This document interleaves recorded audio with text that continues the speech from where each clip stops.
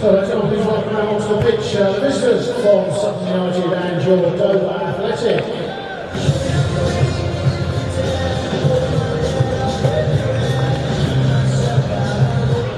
So I'll go quick run through the teams with the players out on the pitch. The visitors from Sutton line in goal 26, Jamie Butler, wearing number 5, Lord John, number 6, Jamie Collins, 18, Kenny Davis, 11, Kerry Cadogan, 16, Nicky Bailey, 19, Terrell Thomas, 20, Tommy Wright, 22.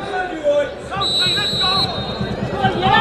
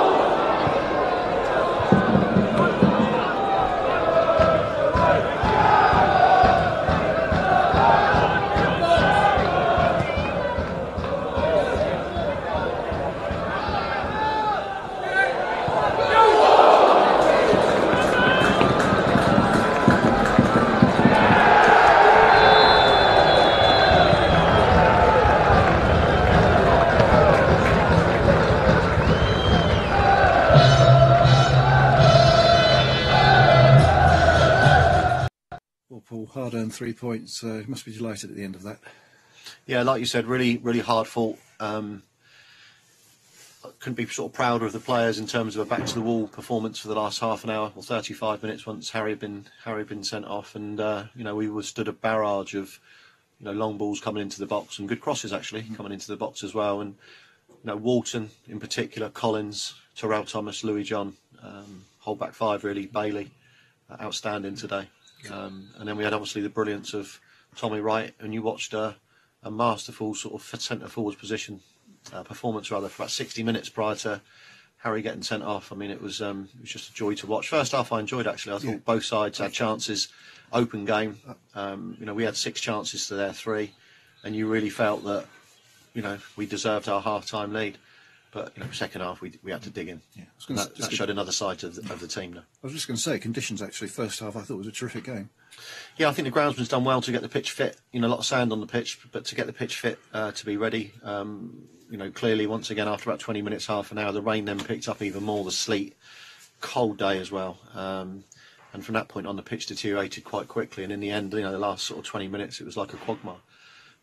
So it's difficult to play on that type of surface, especially when you're constantly on the back foot. But it's a lot of praise to the players for having a still really to see that through. Chances in the first half, took one of them. Excellent play by Tommy Wright. I thought Kieran Cadogan as well took it very well. Yeah, it was. But we'd had good chances before that. Harry should have scored. He's through in the first 2 minutes. He's got to score that for me. And then I think their keepers made 2 or 3 magnificent saves. One from Terrell Thomas, the back header, great save from Walker. And then the save from Simon Walton as well. That's going in the top corner. So we've had 3 or 4 excellent chances before we scored. And like I said, Jamie has actually saved us a couple of times as well. So I thought it was a really enjoyable game that first half. And Kieran did really well with the goal because he had plenty to do when the ball came in. Yeah, for sure. And also the ball stuck in the mud again. So you've got to try and somehow get it out your feet to then strike the ball. Tommy Wright in the first half produced almost like a Cristiano Ronaldo or Messi type, bringing the ball out of the air with 1 foot, 1 touch. But again, it's hard to strike the ball cleanly when the pitch is that heavy. But from our point of view, Tony, it's just a massive away win against a side that I don't believe I've got an away win here before. I think we played well here before and not got results. So it's nice to break that particular hoodoo as well. The game changed slightly with Harry being sent off. Massively, because we were able, our mobile 4, was causing them real problems. I mean, Manny Parry was really struggling to deal with Tommy, and from our perspective, the sort of tactic and the setup was great. But as soon as Butts went off, it meant we couldn't keep that control up front. Any view on the sending off at the moment? We've got the very nice Dover TV people here. Then they're going to let me have a look in a minute. It looks harsh to me. It looks a yellow maybe, but I'm going to wait. I'm literally going to look in the next few minutes. So, if we can appeal it, we will. Because if we don't get it rescinded, then obviously we lose Beautyman and Eastman, which are 2 of our mobile midfielders. So. It'd be a blow to lose both of them. And you say on the back foot in the last 20 minutes, but some excellent defending, cutting the ball out, good headers away. Went to a back 5 in the end. I think they threw 4 forwards on the pitch, plus their 2 wing backs getting forward. I mean, that's always going to be difficult. As I said, Walton, Collins, Thomas, John stood up to that. And what a return from Jamie Butler. He helped you so much with his kicking and coming out to sweep.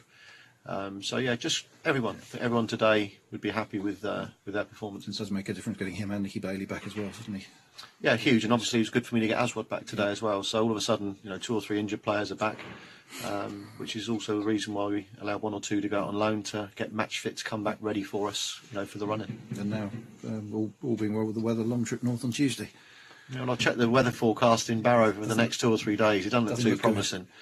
Just hope they don't make us travel on Tuesday morning. I think I'd like the decision to be made early Tuesday morning before we travel. But we'll wait and see. Okay. We'll wait and see. Brilliant. Thanks, Paul. Great. Thanks, Tony.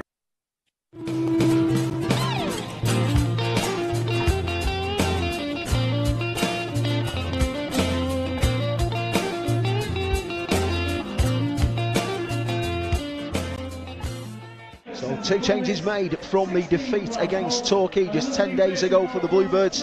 Coming back into the side are Callum MacDonald from his loan spell at Derby. He's back into the team for the rest of the season. Jordan White also coming in for Barrow, with the Bluebirds lining up with a 4-4-2 formation. Steve Arnold in goal, Jack Bartram at right back, Musa Diarra and Ollie Cook in the centre half, with Callum McDonald on the left, Jordan White on the right, with Asa Hall, Bedsenti Gomez and Dan Jones completing the midfield. Grant Holt partnering Luke James up front, and taken by Collins into the middle. Dundas flicks the ball on, nice ball into the box towards the back post. Callum McDonald gets there, but it's not the best of clearances. Dundas gets his shot in, but straight at Steve Arnold, who gathers it up well. Diarra's come up, he stood at the near post. Plays to choose from there as a throw-in goes into the box towards Jordan White. Cleared away, shot comes in on goal! And what a start it is for Barrow! And it is Bedsenti Gomez against his former club, putting it into the back of the net and giving the Bluebirds a 1-0 lead here. It just shows you what problems that long throw can cause from Jones, because Diarra had come near post, Jordan White had moved far, and they got split Sutton. They didn't really know where the ball was going to go. As it happened, Jones just launched the ball right in between them into the mix. Poor Sutton header, only dropped to Gomez on the edge of the box. He absolutely lashed it past everybody. What a great start for Barrow. The 5th goal of the season for Bedsenti Gomez. Corner swung into the area, not the best of corners this time from the Bluebirds, headed away. Bedsenti Gomez trying to get onto it, but it's flicked away well by Tommy Wright. Barrow still have it back though with Gomez. Back it goes to McDonald. Now Asa Hall on the halfway line. Dances around Dundas. Good footwork there by Asa Hall. Now he finds Dan Jones. Jones slips as he gets the ball in the box. Just bounces behind Jordan White, and Sutton are able to flick the ball away. Asa Hall now flicks it into Gomez. Now it's back with Dan Jones on the halfway line. And now to McDonald. Barrow just passing the ball around at the minute, keeping possession. Asa Hall, across it goes to Bartram. Bartram plays the ball through. Grant Holt makes a great run into the box. Holt puts it across towards Luke James. He got his foot to it, couldn't quite turn it goalwards though, but a good move there from Barrow. Ball forward by Bartram, comes to the edge of the box, cleared away. Now Bedsenti Gomez flicks the ball across. Now it's with James. James turns, corner of the area, holding the ball up well though. Back it goes to McDonald, tries to get it into the box. Again, though, it's cleared well by the Sutton defence. Cook flicks it back on. Into it, Sutton have the ball though in a wide position on this right hand side. Into the box it goes from Canagan. Barrow in, they're trying to get there. Barrow pushing about, looking for handball there, Sutton, but nothing given as Jordan White sends a long ball over the top. Now Luke James will get onto it inside the Sutton half. James bringing it forward into Grant Holt.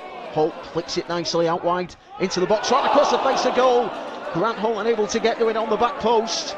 Still not cleared though. Bartram, back in it goes, right to the back post. Asa Hall attacking it, gets a shot away, blocked. Free kick given anyway for a push.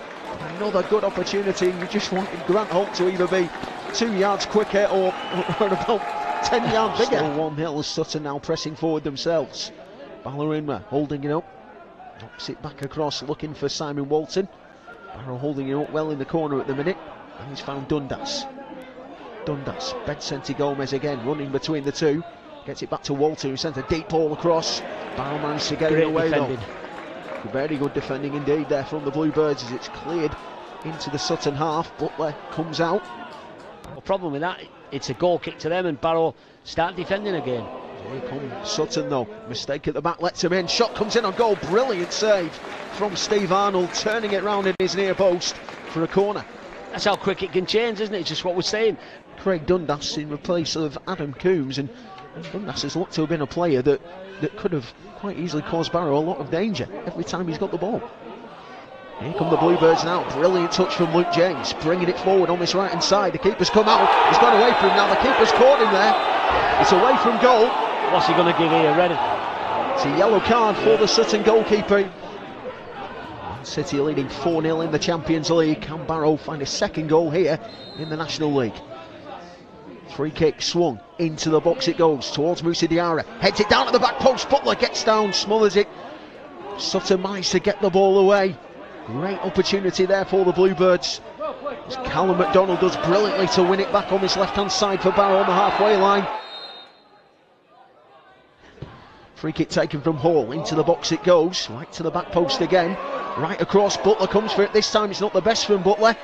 Barrow again get the shot away, crowd of players, Dan Jones curls on a goal, somehow it doesn't find the back of the net, put back across from Jordan White. Sutton able to get the ball clear, now looking to try and start a break themselves, but Jack Bartram does very well to get there, and another great opportunity for Barrow. That's where now your defenders have got to think about tackles. Into the box goes the ball, headed towards goal, but bounces out of play, and it will be goal kick to Barrow. Now finds Luke James, and Luke James sprinting forward on this right hand side, puts the ball across, almost coming to Grant Holt, but again Sutton are able to get the ball away. Now they look to build, all coming once again from Luke James, not giving up on the ball. A brilliant run on that right hand side. Yeah, got in byline as well, got a good cross, decent height in, and Holty was the next man available, but cut out well by Sutton. Here comes Sutton now with Cadigan, gets away from Cook, Cadigan rolls it out, it's far too easy from Sutton, and Tommy Wright slots it into the bottom corner of the goal, and the Bluebirds have been carved open here, and it's 1-1. Yeah, too easy in the end, wasn't it? You know, there was no extra cover on that right hand side. He did well, Cardigan, he just sucked in a Barrow player. Wright had pulled away to the left. Once he slipped right in, he wasn't going to miss that. You said it at half time to James in the studio when he said who can hurt us. You mentioned him, Tommy Wright. He always scores goals. And long ball forward there by Steve Arnold, who again doesn't look comfortable. Ball bounces through, here's Luke James, nice little flick from James. Barres in the box for Barrow, Brad Barres wastes the opportunity, wide of goal. Gomez does well, but Barres just scooping it up into the air. Ollie Cook battling away from it on the edge of the box, couldn't quite get there. And Racer Hall finds its way to James, Luke James over on this left hand side, gets to the touchline, pulls the ball across, chance for Barrow, and it's Musa Diarra sliding in with a challenge, puts it wide of goal, and another great opportunity. The ball's delivered long as the referee does put the whistle to his lips to bring an end to the game here this evening, and it just all boiled down to one little moment in the second half where Barrow switched off, giving an opportunity to Sutton, which was taken by their leading goal scorer Tommy Wright to tuck away his 11th goal of the season. But all in all, as you just said before, it all comes down to chances. Barrow have had them today, but not taken them. No, they have. You know, we said it early on when Holty played a 1-2 with James and ball back across. Holty just couldn't get on the end of it. You know, all those little things add up. Second half, how many times? You know, we hit the bar. Jones hit the bar with a great chance. No one followed it up. All in all, a good performance from Barrow, but just like in a few games this season, it just wasn't enough to get all 3 points. It's finished here at Holker Street. Barrow 1, Sutton 1. Well, Paul, long trip north, pleased with the point. Yeah, particularly followed up from the win from Saturday, so that's 4 points from 2 tough away games. We knew it would be difficult today because of Saturday, really. It was a quagmire of a pitch at the end, and it took a lot out of the players' legs. They'd have to travel up on a day, and you also, you know, no Buteman and no Eastman, which is no disrespect to the other lads. It's you know, that's our legs in midfield. So, you know, full credit to the players again. We sort of don't know when they're going to get beaten, and I thought a fantastic equalising goal. And again, you know, marvellous bit of play from Bolanara and Cadogan to link up, and then obviously Tommy's done a great finish. So just about deserved the draw. If we'd have gone 2 down, it would have been 9 impossible with the lack of energy that we had left in us. And when they hit the bar, you know, barely tapped me and said it could be our night. And you know, I felt that once we scored, we looked very, very dangerous. It's actually both sides looked very tired, I've got to say, and it was end-to-end stuff there. And we had, you know, we had a couple of little moments where you thought, you know, especially the header coming in, that we might have nicked it. But I think a draw is a fair result. Not the greatest of starts. We must be aware of, you know about Dan Jones's long throws, but sometimes, you know, it's a bit difficult to deal with them. Well, we won the header.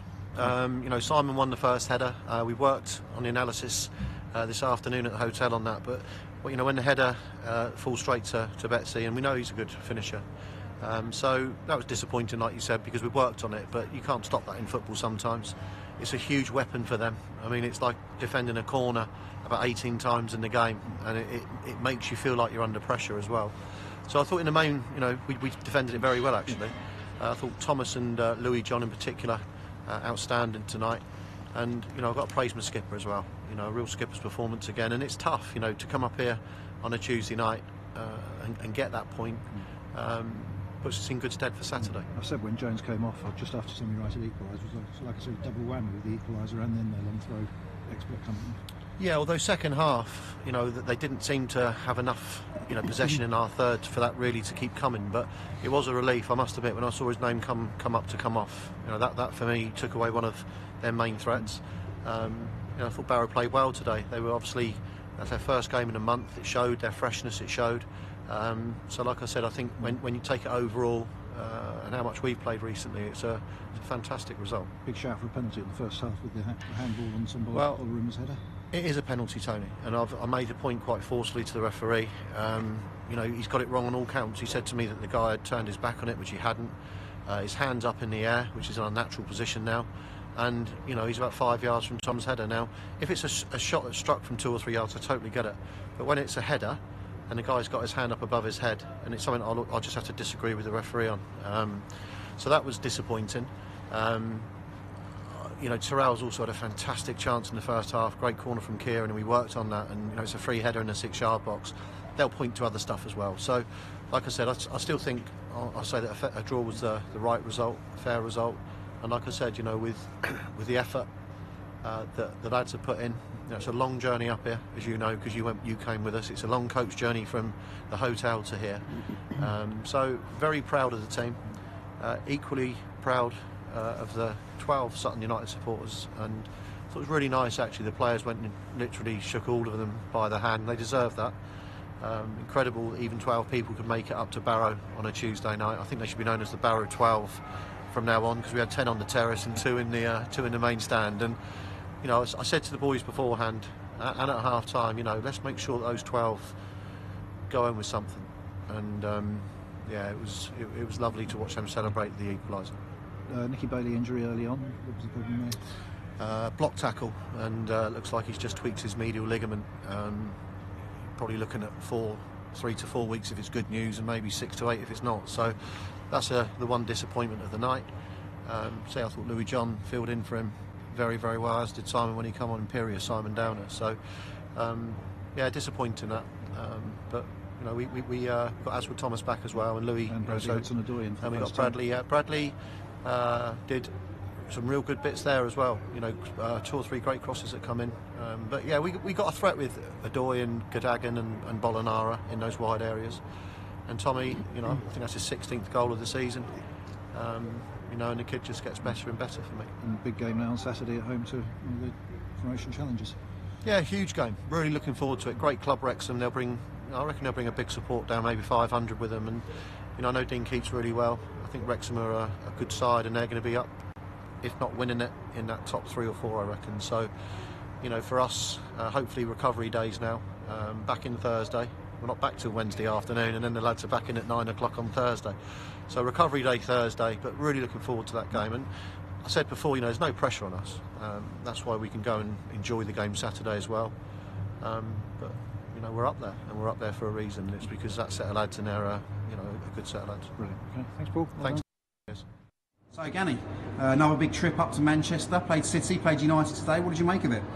I thought the boys was absolutely fantastic. We've played a mixture of the under-10s and under-9s academy at Man United, and the boys have done themselves proud. We've gone 2-0 up, they've pulled it back to 2-2, they've then gone 3-2 up, we pulled it back to 3-3, and eventually we've run out of pace, because we're only used to playing 50 minutes, we played for an hour and 20 minutes, and the boys have lost 4-3. They've done Sutton United proud, they've done themselves proud, and absolutely everyone proud associated with the club. I'd like to thank Doz, because he sent us a nice email wishing the boys all the best. But all in all, they couldn't have been any better than they've done today. They've done everyone around me personally, Sutton and the parents, absolutely fantastic.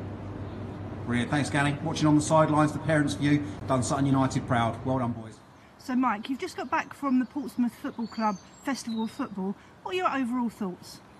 Well, firstly, I'd like to thank Portsmouth Football Club for putting this event on. It was a very well-run event, I think. They asked for feedback. I think the only small point for next time would be that sometimes there was quite a long time in between games. So the boys were cooling down and then having to warm up again. But I'm not sure that there's an awful lot you can do about that with so many teams. But overall impressions was very good. Great day for the boys to go and play against teams from Brighton and Portsmouth and other elite development sections sort of from across the country. And did the boys enjoy it? Yeah, they had a great time. So a lot of very tired legs coming back, and we're off to play Norwich today. So yeah, they had a really great time. They all played really well, and yeah, they had a great time. And how did the team get on overall? So we had a mixed bag in the group stage. Our very first game was against Brighton and Hove Albion, the team that eventually won the entire tournament. They beat us 2-0. One of the things that we could see straight away with these sort of top elite players is that they're just so quick and powerful. Even at 10 years old, it's incredible. We've got some really quick, big for their age players in our team. At least we think, with Jaden up front and Alex at the back, but we were putting Jaden in behind, and 9 times out of 10 in the Surrey Youth League, he'd be in there and he'd be causing like absolute havoc for defences. But the Brighton defenders were just as quick as Jaden, which must have been a new experience for him, which is great. Obviously, that's what these things are all about, new experiences.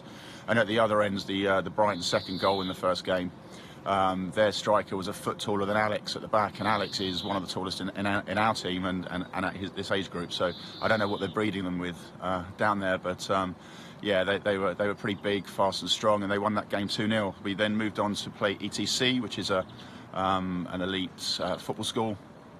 We won that game 2-0, and then we played Portsmouth, who also got to the final, and we drew 0-0.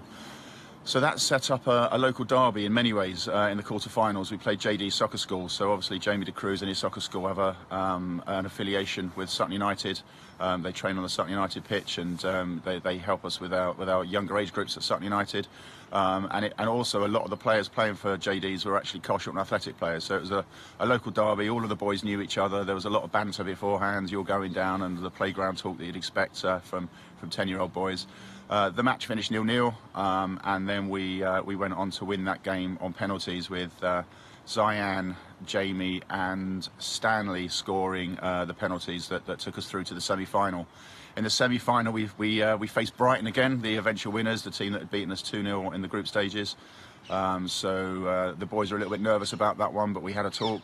We were flying at that point. I think we started a little bit cold. We always tend to get better as we go on.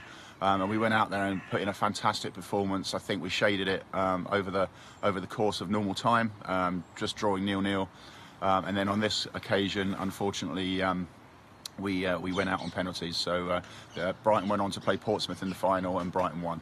So I think each and every player, I could talk for hours about each of the players and how well they did. But it feels like it was very much a tale of goalkeepers, because when we entered to come down to Portsmouth Football Club for this tournament, Charlie Lewis, our goalkeeper, at the same time was booking to go to Dubai on holiday with his mum and dad. So that left us short. We brought in Miles Harding from the other under-11 team here at Sutton United. Played absolutely fantastically in all of the group games. So brave, coming out, flying at the feet of strikers like a foot taller than him and taking the ball.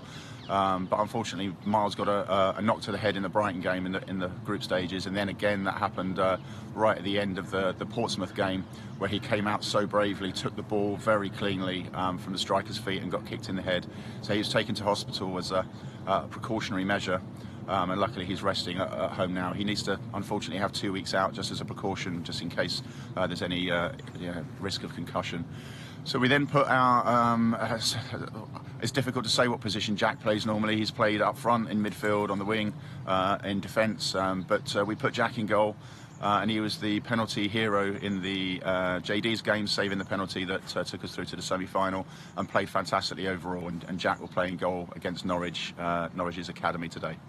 So overall, fantastic experience for the boys, lots of new experiences. They all came back very happy but very tired.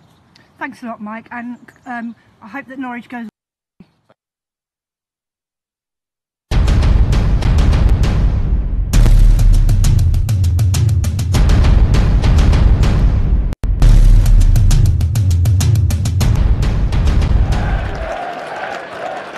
Hello and welcome to SUFCtv's Matchday live commentary of Sutton United versus Wrexham in the Vanarama National League. Coming alive here from Sutton United's home football, Gander Green Lane. First of all, I'm going to talk through the lineups. Of course, starting with Sutton United, it's Jamie Butler, Louis John, skipper Jamie Collins, Kieran Cadogan, Craig Eastman, Terrell Thomas, Tommy Wright, who just won a Player of the Month for January, Simon Walton, Simon Downer, Tom Bolarimwa, and debutant Byron Harrison. And the big one here today is fourth against third. Sutton versus Wrexham. A point in between the two teams. Wrexham sitting on 57 points, Sutton sitting on 56. So Sutton know that a win would take them above Wrexham in National League. We could get a real clear picture where the top four teams stand. You're listening to SUFCtv's Match Day Live commentary, Sutton United versus Wrexham on the Mixlr service. And Wrexham had the ball on the left-hand side. It's clipped forward from Jennings. Excellent hold-up play. Good pressure straight away from Eastman in midfield. He's back.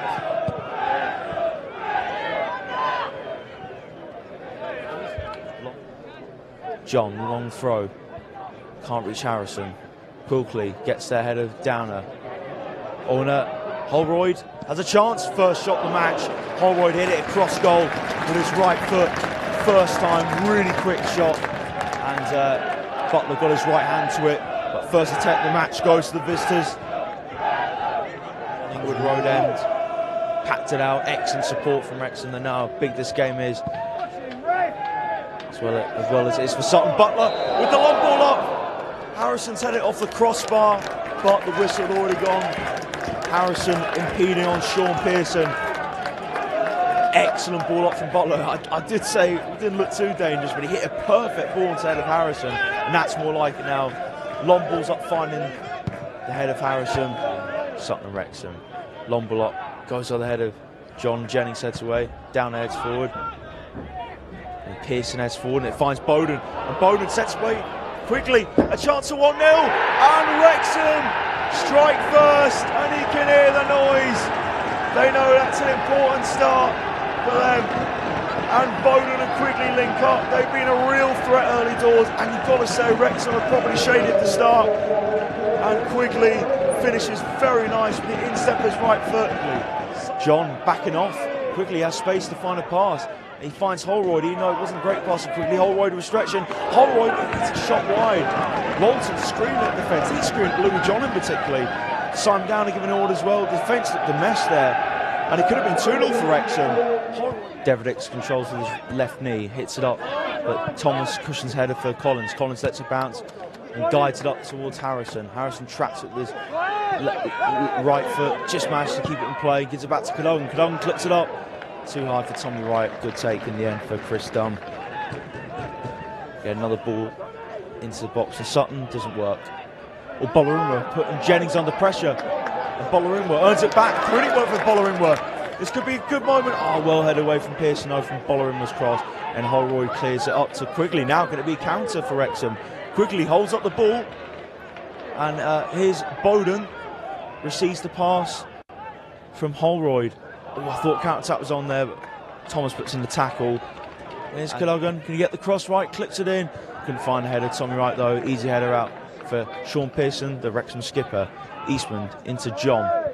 John plays it down the right-hand line to Bolarimwa. Bolarimwa with a sharp touch. And managed to get the pass away to Harrison. Harrison drops deep, gives it to Walton. Walton squares it to Eastman. That's it.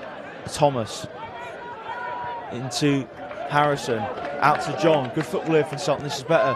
John floats across in and well over the top of the bar in the end. And it's a goal kick to Wrexham. The referee's going to put the whistle to his mouth. Not yet. John's throw and finds Harrison. Harrison poor control. Pearson gets his body across. Clears it away. Control from Bolarimwa. And it's half time. Wrexham 1 goal up to the good. And it's come from Scott Quigley. Ball threaded through inside of Scott Bowen's left foot, set away Quigley in the left-hand section of the 18-yard box. He rifled it with the instep of his left foot over the... So Kieran Cadogan to get underway for Sutton. No changes made for either side, and we're underway. You listen to the second half of SUFCtv's match live commentary service on Mixlr of Sutton United versus Wrexham. Jennings takes the throw. John beats quickly in the air. Jennings slices it up in the air. John watches it all the way, heads it forward. Tommy Wright chests it towards Bollerimwa, tracks the ball with his right foot, and then it's just nudged from Kelly down to the ground, and Sutton take the free kick quickly. Walton pings it out to Cadogan. Cadogan and Harrison link up. Here's Cadogan. Gets a deflected cross in. Smith comes across the near post, under pressure from Harrison, and Sutton get the ball back, and Cadogan slams it off. I think that was Wedgbury there. Wedgbury's right knee out for a Sutton corner on the left-hand side.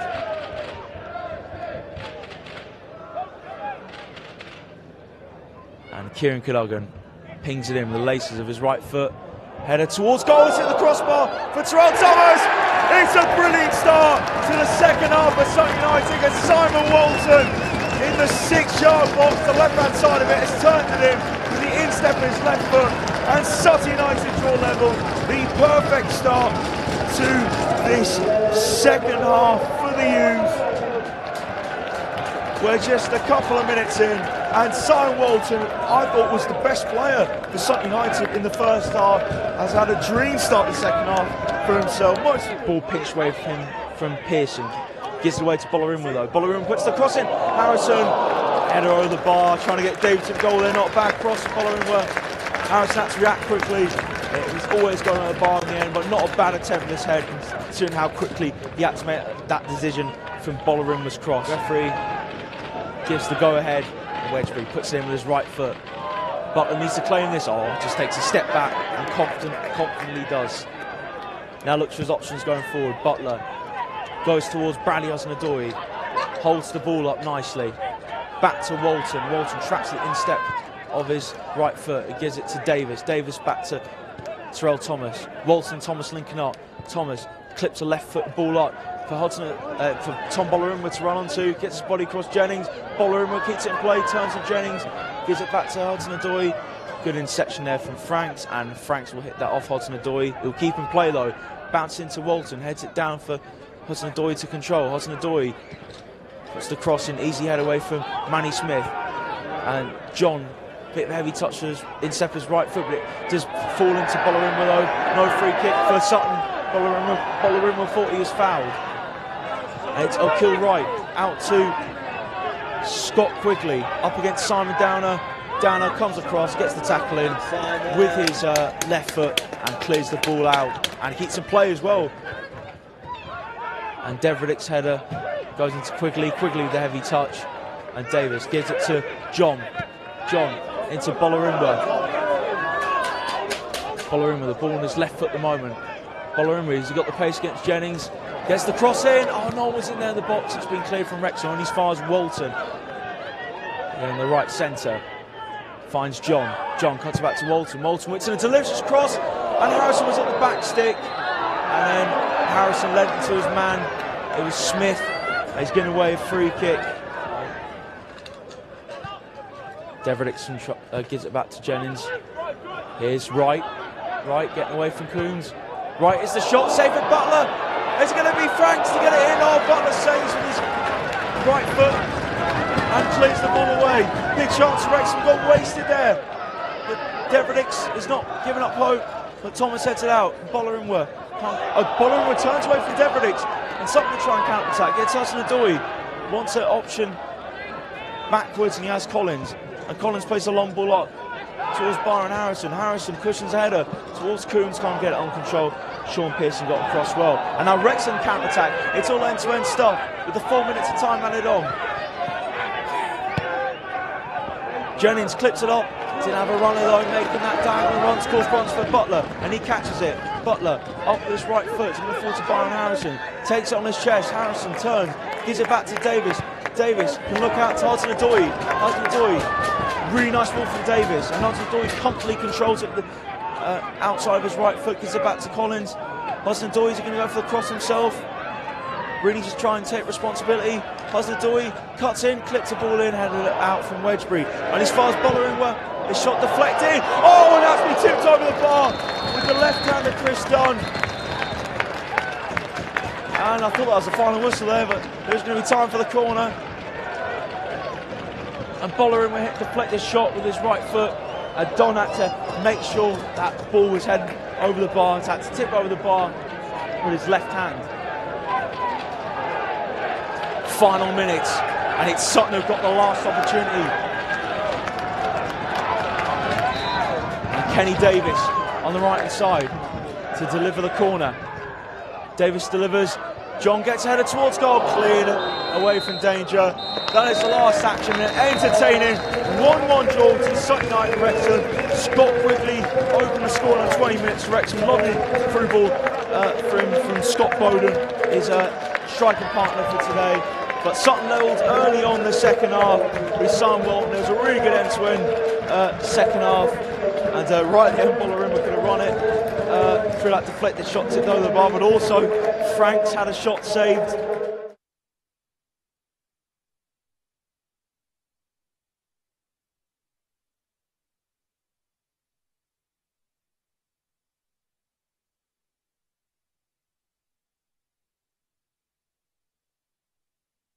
Well, Paul, it's been quite a week.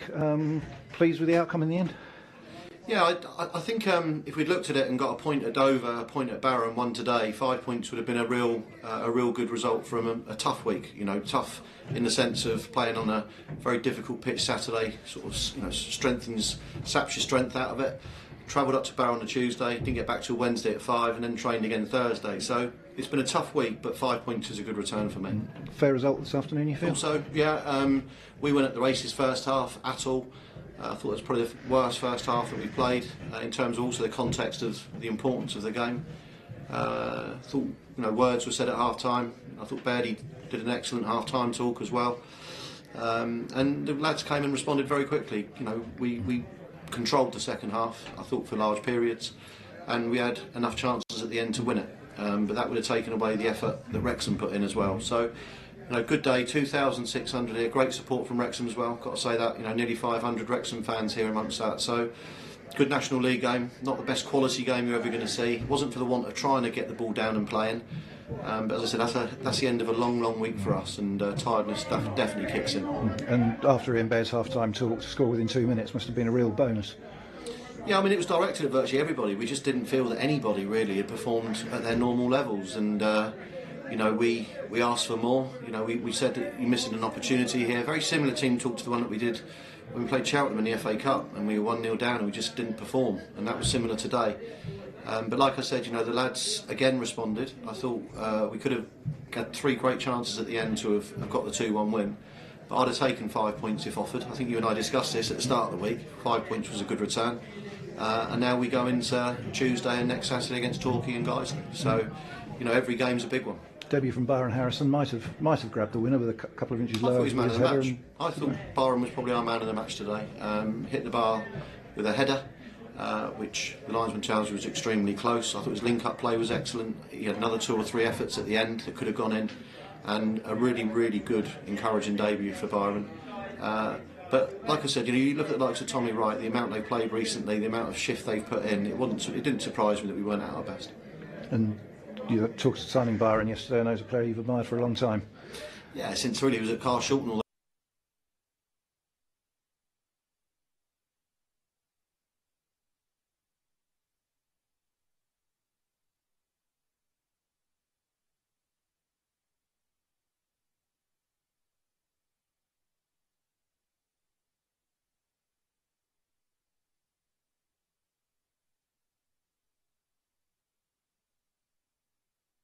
In the commentary as well, and so a chance for Sutton to keep up the pressure tonight at the beginning of a run of fixtures that, on paper at Leach should give them a bit of a rest after some of the more difficult games they've had recently.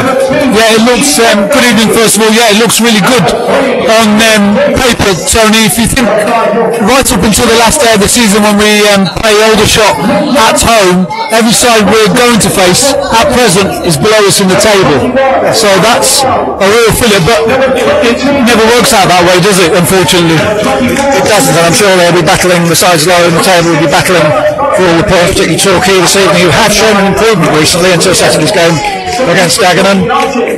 But on Saturday, guys, are the visitors, and I think several games coming up against sides in the lower half of the table. But so it's one thing on paper, it's another thing on grass or on 4G when it's at Sutton, and we'll have to wait and see what transpires this evening. Certainly a difficult game. Sutton having had a difficult game at Dover the previous Saturday, then went all the way to Barrow last Tuesday, came back with a good point. Another tough game on Saturday at home to Wrexham, very intense game that one, so have to wait and see how things transpire tonight. Sutton are going to be defending the end in which their supporters are in the first half. That's to our right, on the terracing to our right where all the visiting supporters are, and a good contingent from Sutton tonight, many more than the 10 I could count at Barrow last week. Terracing opposite is the Torquay support, and behind the goal is the family stand, and also the directors area. This is one of the very rare grounds where the directors area is behind one goal, and Sutton will be attacking that in the first half, and then we're in the main stand, the Briscoe's bench stand. So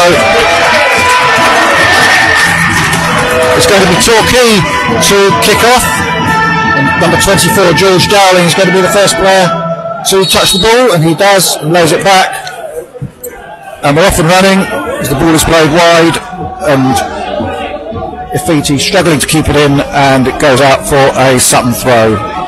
Sutton tonight looking as though Byron Harrison going to play up front on his own, in the role that Tommy Wright's played a few times recently. Yeah, he's on his own this evening with Cadogan and Bolarinwa either side of him, and Simon Walton, Craig Eastman and Kenny Davis, the three in midfield. At the moment it seems to be a 4-1-3-2 the way they're based. Simon Walton in front of the two centre halves, Davis, Eastman and Bolarinwa in front of him, and Cadogan and Harrison up front. And as Tony mentioned, Sutton in their away strip, all whites with their red down the sides and their amber socks, and they have an early free kick, just played a minute, goalless. They're attacking from right to left as Tony and I watch this game. Bolarinwa wins the free kick, Tony, right on the edge of Torquay's penalty area. Yes, good position to launch into that. Yes, just noticing as Hughes lined up there, Kieran Cadogan almost playing through the middle with Byron Harrison in the early stages. So an early chance for Sutton to put some pressure on the Torquay defence. Kieran Cadogan's going to take it. It's about 5 yards, if that, outside the penalty area, and about 15 yards in from the goal line. So it's an excellent position for Cadogan to put some early pressure on the Torquay defence with all the big players in there. Cadogan plays it in, chips it in, headed away, but not really headed away, headed up rather than out. The goalkeeper struggling, Harrison on the turn, hooks it, but it's high and wide over the bar and into the seats behind the goal for a goal kick to Torquay. The goalkeeper's handling not particularly convincing under pressure there, but Harrison not able to get his head over the ball as he turned it round, as the Torquay supporters all around the ground trying to get behind their side here tonight. So goal kick to the home side. Vincent Durrell, their goalkeeper. Everyone moves down towards the right hand side of the pitch. The wind is holding up the ball. Walton with a header forward, 10 yards, headed away by the Torquay defence, kept from running out of play by Bolarinwa. Torquay on the edge of their own penalty box, and now clear with their left full back Davis up towards the halfway line, and it's Romain back to Davis, first time ball down the left hand channel.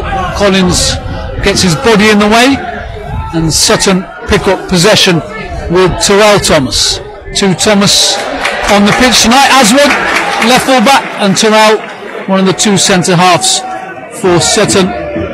And then scoreboard over in that far right hand corner towards the right hand side from where the Sutton fans are standing. It tells us 3 minutes played, 0-0, Tony. Yeah, it's interesting. It also seems to be showing live coverage of the game as it happens, which I haven't seen on many football grounds, but anyway, it's quite clear. But no, it's almost live coverage from the camera position, which is exactly opposite us, on top of the terracing in which all the main Torquay supporters are. It's Torquay now who've got a free kick with a chance to drive it in fairly close to the touchline. It's going to be taken by number 8 Luke Young, who's influential in their victory against Sutton in November. He's going to swing in a right-footed free kick, and he does swing it in. He swings it deep to the far post, and that's where Thomas, I think, got the touch on that, did he? Yes. The referee looks at his assistant for confirmation. It was Thomas who beat Sokol at 2 in the air, and it's the first corner of the game going to Torquay. That free kick came in very deep. Thomas restored to the line up tonight at left back, and gives Torquay a corner, which Luke Young's going to take now. He's come over to the right and will take it. Barnes has gone short, but he's not going to worry about that. Swings it in right-footed. Headed up a bit there, and a bit of a jump by John's going to come out, and then every bit as off target as Harrison was just now, if not more so. Ball bouncing in somebody's back garden behind the goal. Not the most spectacular of goals there. It was on the turn, but high, wide, and out of the ground, and a goal kick to Sutton. So approaching the 5-minute mark here at Plainmoor. Torquay 0, Sutton 0. The early fixture this season ended in the favour of Torquay, winning by a goal to 0. Sutton came here last season, almost a year ago to the day. It was a year ago coming up this Saturday, and they won 3-2 in a dramatic game. That saw Ross Warner injured. Harrison's through. Harrison scores! Byron Harrison scores his first goal in the colours of Sutton. And we've played 6 minutes. The ball ricocheted to him on the edge of Torquay's penalty area. He broke through. He was onside. Slotted it home left-footed. It's Torquay 0, Sutton 1. It's strange, but it looked as though Torquay had managed to clear the danger on the edge of the penalty area, but suddenly the clearance took a ricochet and ended up with Harrison. He was suddenly clear, completely clear of the defence, and only had the goalkeeper to beat. And I have to say, it never looked like missing. And we know from his form with other clubs that Byron Harrison is a decent finisher, and he looked it there across the goalkeeper into the far corner of the net. It's one of those that have to look back at the clock to see exactly when the game ticked over into the 6th minute, because it was very close to exactly 5 minutes on the timing of the goal. But great start for Sutton. This Harrison taking advantage of the break on the edge of the penalty area, going in, rolling it beyond the goalkeeper, and an excellent start for Sutton as they lead by a goal to 0. And just as facing this goal kick, it does look more of a 4-1-2-3 with both Bollerimmer and Cadogan able to come back and supplement the midfielder Simon Walton, who's had an excellent month actually the last few games, playing just in front of the back four, and that goal kick driven forward. It's come all the way through, and Harrison bounced off him. You couldn't quite see it. Now here's Dowling for Torquay coming over the halfway line, squares it to Young. On the left, played back into Young, tries to put it through, but Kenny Davis gets in the way. It falls to Cadogan, and Cadogan plays it across field past to Bollerimmer, who's got a lot of space in front of him and is in full flight here now. Bollerimmer, going towards the edge of the penalty, plays it in, but it's a disappointing pass. Clearance, not a good one, picked up by Walton, who squares it to Aswad Thomas, still inside the Torquay half. Thomas finds Bollerimmer, who turns past the defender, this time does get past with a good recovering tackle, but then if they're giving it away again, they have Aswad Thomas in, and was just clipped there by Conrad Ballatoni, the Torquay centre-back, and referee Sam Allison on the ball there and given a free kick. And already Elliot Romain having a word with the Torquay bench as if all is not quite well. So there's a very encouraging start here, and Kieran Cadogan with another chance to put the free kick in. And set piece for Sutton, leading by a goal to 0. You can see now why Paul Doswell was chasing Byron Harrison for 5 years. One chance, one goal. Low free kick in towards the penalty area, cleared away by the Torquay defence. Back to Cadogan, high towards the far post. Bollerimmer was there! Good save by Vincent Doral, the Torquay goalkeeper, denying Sutton a second goal and denying Tom Bollerimmer a corner kick to Sutton. Tony. Terrific header that by Bollerimmer, a great cross in by Cadogan. The first free kick wasn't brilliant, but the second one towards the far post, and Bollerimmer was good in the air. That was a terrifically powerful header, and it was a good save by the goalkeeper Doral, tipping the ball over the bar. But Cadogan now on the right, taking this corner as Sutton enjoying a fine start to this game. Already one up, and now with a corner. Cadogan floats it in, looking for Collins, who heads it down, but he's then going to have to chase after it. It's going to come over to this side, and it's cleared by Afiti. Eastman gets his foot to it, and Walton, if Walton can see Cadogan on the right, he can, and Cadogan's onside, and there's a lot of space here. Cadogan lays it back to Thomas on the edge of the penalty area, who is a centre-back rather than a striker for a reason, and that one rather scuffed harmlessly wide from a promising position, that Cadogan. It might not have been the right choice, and I think manager Paul Doswell just emphasising that to Cadogan, that maybe it would have been better drilled across the area rather than laid back to Terrell Thomas. But if Thomas had connected with it first time, 20 yards out, and would have flown into the roof of the net, everybody would have said, brilliant thought, and what a goal. Everyone would have said, well picked out. Definitely the commentators would have said, well picked out. Free kick for Torquay, left of the centre circle, 10 yards inside Sutton's half. And the electronic scoreboard, as Tony was mentioning, showing live coverage of the game as well, tells us 9 minutes played, Torquay 0, Sutton 1. Luke Young seems to be taking all the set pieces for Torquay. Will take this free kick, following one man war, crowded edge of the penalty area, in it goes, headed away by backpedaling Thomas. Torquay pick up the ball in their yellow shirts, blue shorts and white socks. Cross seems to have run out of play. Assistant referee doesn't think so, and now it's run out of play. It's a corner kick. Sorry, that was really strange, because the Sutton players were saying to the assistant referee down this near side, James Robinson, that it had gone out of play. It's a corner kick to Torquay. Yes, we can't tell that one, but I have to say, and she's on the far side from us, but it never looked anything like a corner there. I didn't think that Harrison was anywhere near touching it, but anyway, the referee was fairly close, and he's given the corner, which Young will now take for Torquay, in from the left. Here it comes in, flicked on at the near post, still bouncing around. Collins gets a header away, Kenny Davis gets to it and manages to hook it a bit further away. Comes to Dowling, who lifts it back in, but I think there's an offside in there. Is there? No, there isn't. Torquay have equalised. No, there is an offside. Is there an offside? There has to be an offside. The assistant hasn't flagged, and referee Sam Allison, I'm not sure, can believe that there wasn't an offside. Sutton players are surrounded, and the ball was lofted back in, unless there was somebody on the goal line away that was playing an onside. It's been headed in by Sean McGinty, I think, the Torquay captain, and it's a goal. The goal's been given.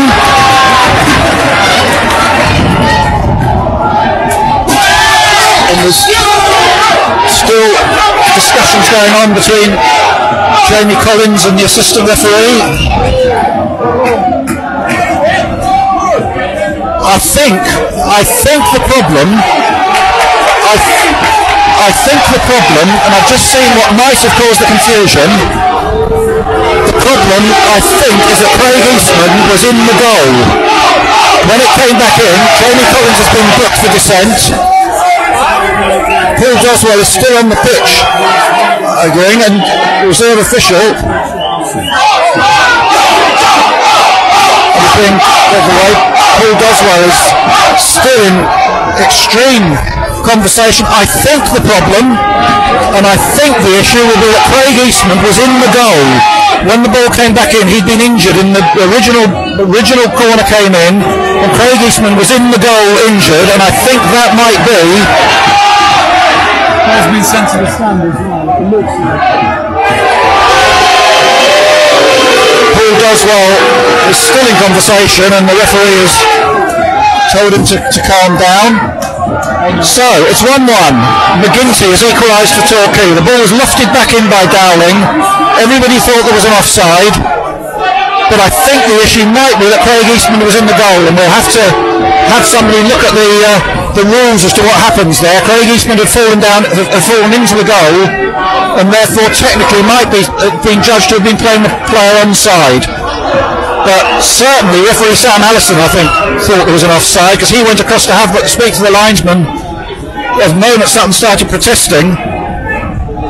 But I suspect the problem might have been that Craig Eastman was down on the pitch, or down in the goal, when the ball came back in, and it could be that is deemed to have been playing the player on the side. But anyway, controversy, but the upshot is 1-1.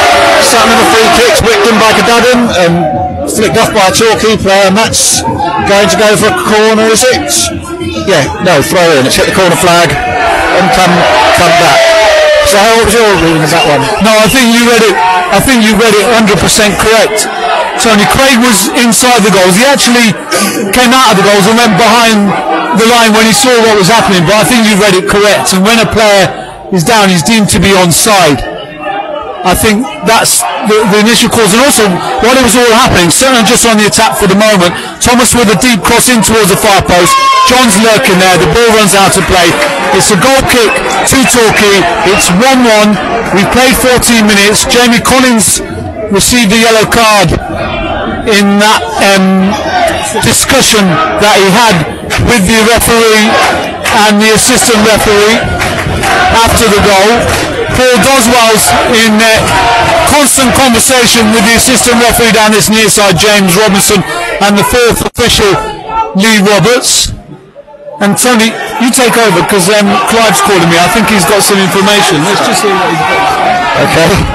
Lewis John will take this throw in. Paul Doswell still in conversation with the assistant on this far side, who didn't put his flag up when the ball was knocked back in. And Sutton have got another throw in. So I'm not entirely sure of what the rule is. I know if a player steps off the pitch deliberately, then he's deemed still to be playing them onside. If a player falls into the goal injured, I'm not entirely sure what the law is on that. Anyway, Sutton have a throw in. We'll try and clear that one up, but the upshot is it's Torquay 1, Sutton 1. McGinty, I think it was, who put the ball in the net for Torquay. After the ball was lifted back in by Dowling, McGinty climbed, headed it in. Sutton expected to be an offside.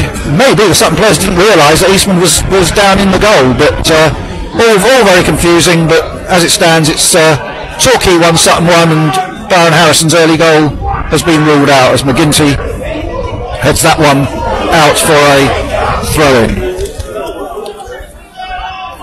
It's a message that's coming.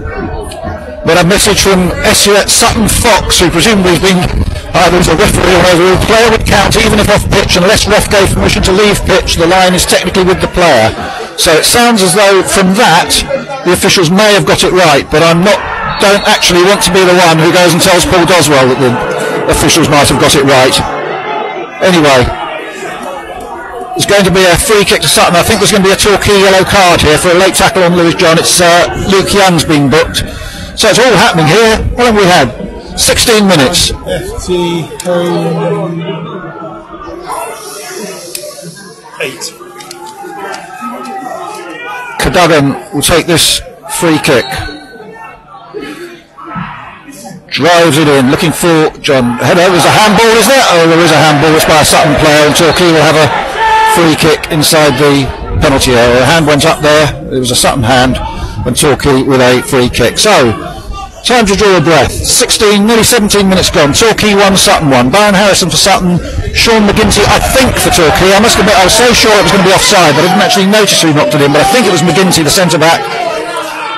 A goal that Sutton felt was offside, but which might well have been allowed due to the fact that Craig Eastman was lying injured in the goal, or was in the goal when the ball was knocked back in, and therefore is deemed to have been playing them onside. But we think that's how it works, in which case the officials seem to have got that one right, and Sutton have a throw in again, level with the edge of the Torquay penalty area. Pity, because it had been a terrific start by Sutton. Had one, might have had another one with Bolarim's header tipped over the bar, but the referee had a long chat with the assistant about it, because the referee obviously was expecting an offside, because the two players were so far beyond the Sutton defence, but obviously believed the explanation. We'll hold off because Cadogan and Davis have worked it well. Davis playing it back, but it's cleared as far again as Cadogan, just inside the Torquay half. Swings in again, left-footed.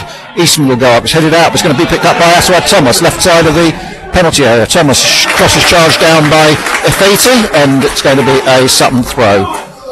Just about 10 yards, a bit less outside the penalty area. And throw in taken to Davis. Aswad Thomas tries to get it past one player, does get it past one player, but Dowling is covering, and Torquay clear it, but Walton knocks it straight back in. Aswad Thomas gets a good header on, but Torquay defender is covering. Two number 22s grappling for it, Simon Walton and Elliot Romain. The referee's gone in Torquay's favour, and just having a quiet word with Simon Walton.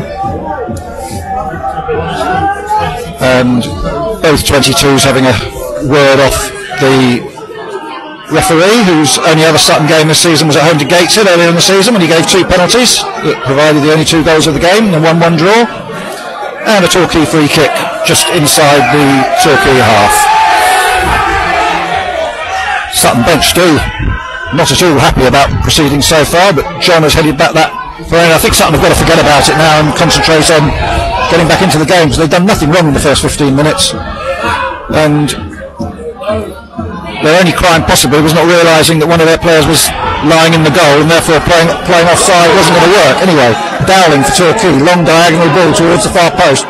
John getting in with a header, and eventually it comes out. My bigger beef would be, I'm not sure it should have been a corner in the first place, but that's going back rather a long way. No, you're right there, Tony. I think the corner actually, the cross from the right hand side might have even drifted out of play. That's what some of the Sutton players were saying, but nonetheless, we've played 20 minutes, it's 1-1. Looks like it's going to be a dramatic evening, just as it was a year ago. It was a Saturday afternoon that day, and Sutton won by 3-2. Ross Warner was injured. That's the last game he's played for Sutton since his injury. Simon Downer went in goal. It was back and forth until Dean Beckwith scored the winning goal, and it looks like we're set for another dramatic night here at Plainmoor between Torquay and Sutton. 1-1. Jamie Butler will take this free kick for Sutton, just 2 yards away from the halfway line, down this near left-hand side as they attack from right to left, away from the Sutton fans in this first half. Headed away by the Torquay defence, only as far as Cadogan. Lifts the ball in high towards the far post. Bolarinwa with an outstretched right boot. Couldn't control, couldn't get any connection onto the ball, and it trickles out of play. And I've been told if we can just turn down the mic a touch, I think we're both distorting ever so slightly. Perfect. Thank you, Tony, and I'll hand it over back to Tony. You look really smart actually with that bobble hour. Thank you. I think we might be holding a microphone a bit too close to our mouths as well. Anyway, I hope you've managed to make sense of it so far. It's 1-1. Sutton ahead through Byron Harrison, and then a controversial equaliser that we think we might have got to the bottom of, but certainly, as you say, there was a suspicion the cross may have gone out of play, although I must admit we haven't got much of an angle here, but that wasn't my original reaction, but I was uncertain as to whether it should have been a corner. As Collins puts his head in there and has finally been given the free kick, having headed it to Davis. I think the referee wanted to play an advantage, but then he's decided against it and come back to give Sutton the free kick. And Jamie Collins, who was booked in the aftermath of the goal, is on an extremely short fuse at the moment, and probably just needs to watch himself for the next 10 minutes. But clash with the Remain has given Sutton the free kick, and Butler has driven it a bit too far. It's over Harrison, over the Torquay defender, and out for a goal kick to Torquay, which Durrell, who made an excellent save from Bolarinwa header when it was still 1-0, that would have given Sutton a 2-goal lead inside the first 10 minutes. But as it is, Torquay have got it back, controversially, but we think from the information we've got so far, legitimately. And 1-1 it is. I can vaguely recall it happening in a World Cup or European Championship match, and the television people getting in an almighty mug because they weren't quite sure what the rule was about players who go off the pitch.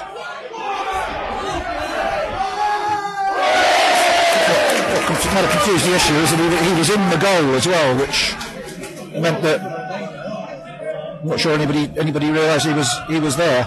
Anyway, Torquay have a throw, and it's played back to Ballatoni, who knocked it forward, but that's where Thomas with time to control that. Hammers it downfield. Harrison and Cadogan will chase that, but it's comfortably headed away by McGinty, who I think was the scorer of the Torquay goal. Headed on by Eastman. Here's Harrison. This time no foul according to the referee, and Torquay coming across. Confirmation McGinty has been credited with the Torquay goal as Young sprays a wide pass to Afiti. Afiti plays a 1-2 with Dowling, goes for the return. Might have got the legs, that's where Thomas. No, excellent challenge comes in by Thomas. And assistant gives a corner. That's where Thomas doesn't look convinced. Sutton supporters aren't convinced. sure Paul Goswell and Ian Baird can for either. The way things are going at the moment, Mrs. Goswell and Baird are going to do very well to see out the whole 90 minutes on the without coming to join us in the stand. But we'll see. There are a few short fuses out there at the moment. Anyway, corners Torquay, Young going to take it. Somebody just asked what Sutton's line up in case it got missed at the start of the game. I'll do it in a minute. Just when this attack has broken down, it's laid back and then played in low, but easily cleared by Collins. Now to Kenny Davis with a chance for Sutton to attack. Davis puts him with a good tackle, and this time the flag is up for offside. As the player was coming back, and Sutton will have a free kick. So Sutton have Joni Butler in goal, Lewis John, Terrell Thomas, Jamie Collins and Aswad Thomas across the back. Simon Walton just in front of them, then Kenny Davis, Craig Eastman, Kieran Duggan wide out on the right, Tom Borimmer on the left and Byron Harrison through the middle. Substitutes tonight, Bradley Hudson-Odoi, Adam Coombs, Simon Downer, Tommy Wright and Ross Stern, recalled from his loan. And Jamie Collins again in conversation with referee Sam Allison.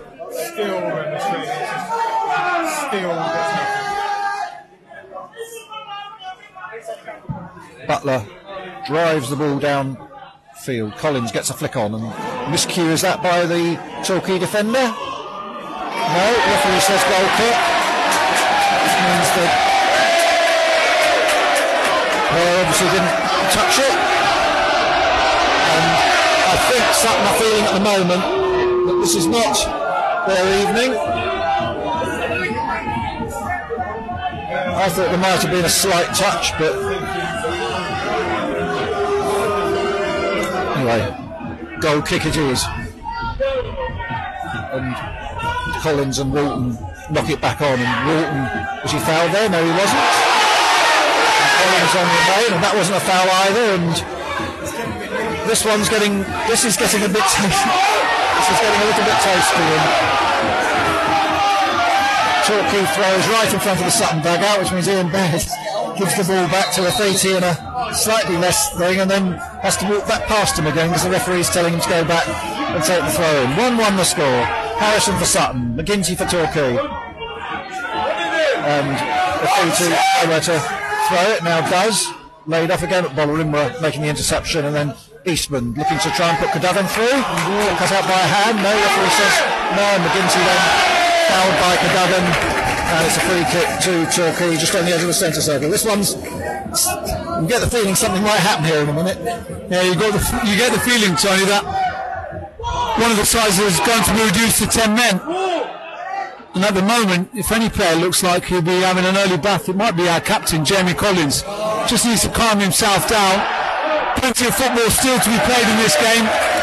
We're only approaching the 27th minute of the match. It's 1-1. Got some stewards now down by the Sutton dugout. Ian Baird in conversation with one of them. Referee Samuel Allison having a word with, I think it's Craig Eastman, but he's called Jamie Collins over.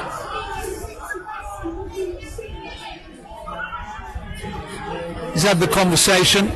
It's a throw-in to the home side, and it's throwing that they'll take over on that far left-hand side.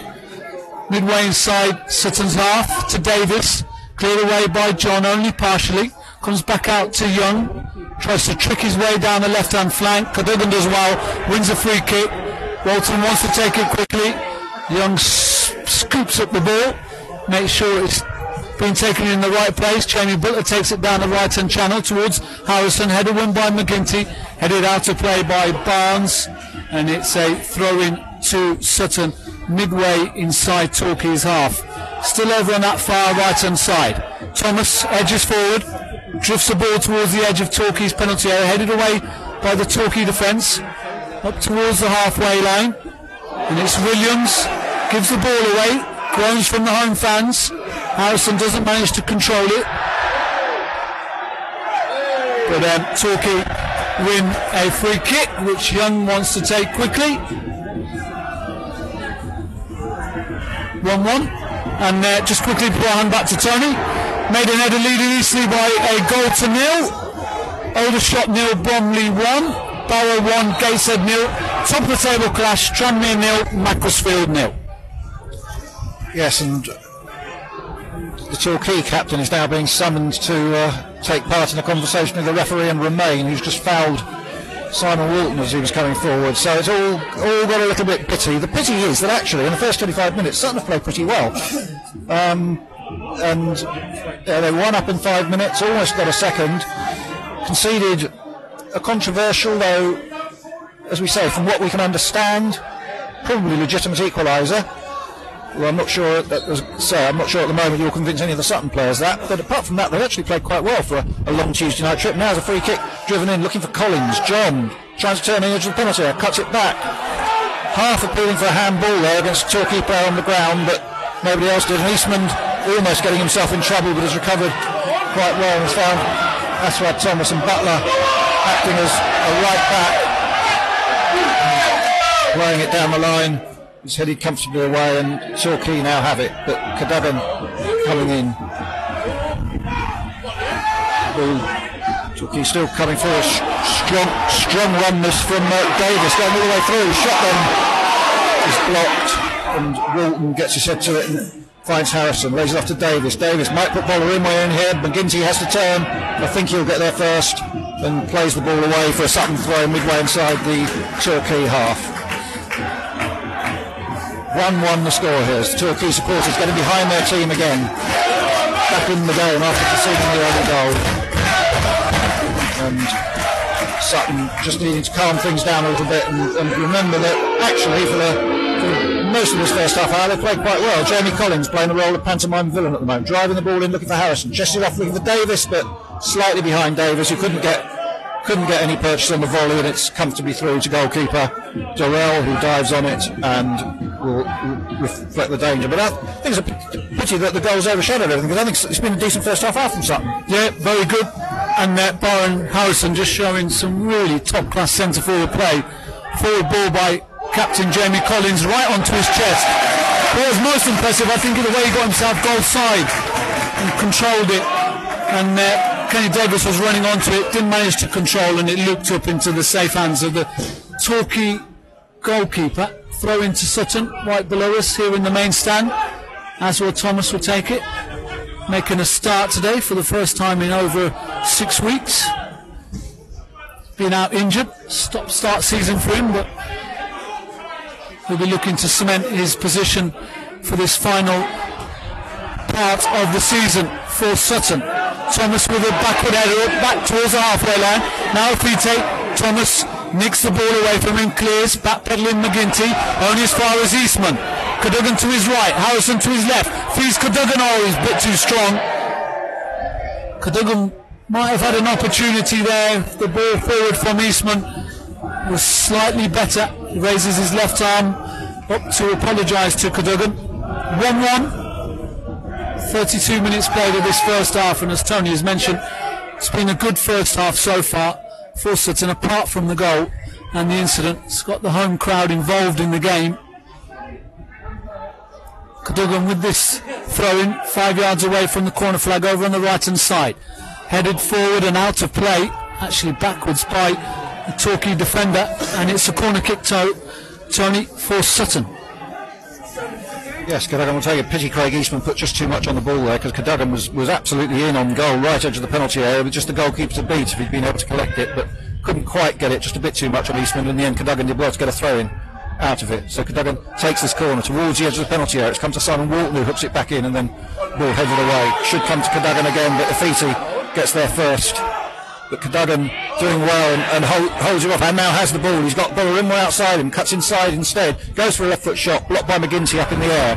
Lewis John waiting for it to head it back into the penalty area, looking for Harrison. Harrison lays it down, looking for Collins now, left just outside the penalty area. Collins nowhere really to go at the moment, plays it in, decent work that from Harrison, back to Walton. Walton comes in, drives a terrific shot, plenty behind it, but always rising and swerving away from goal, and in the end, a couple of yards wide, couple of yards high, goal kick to Torquay. 11 and a half minutes to go to half time, still 1-1.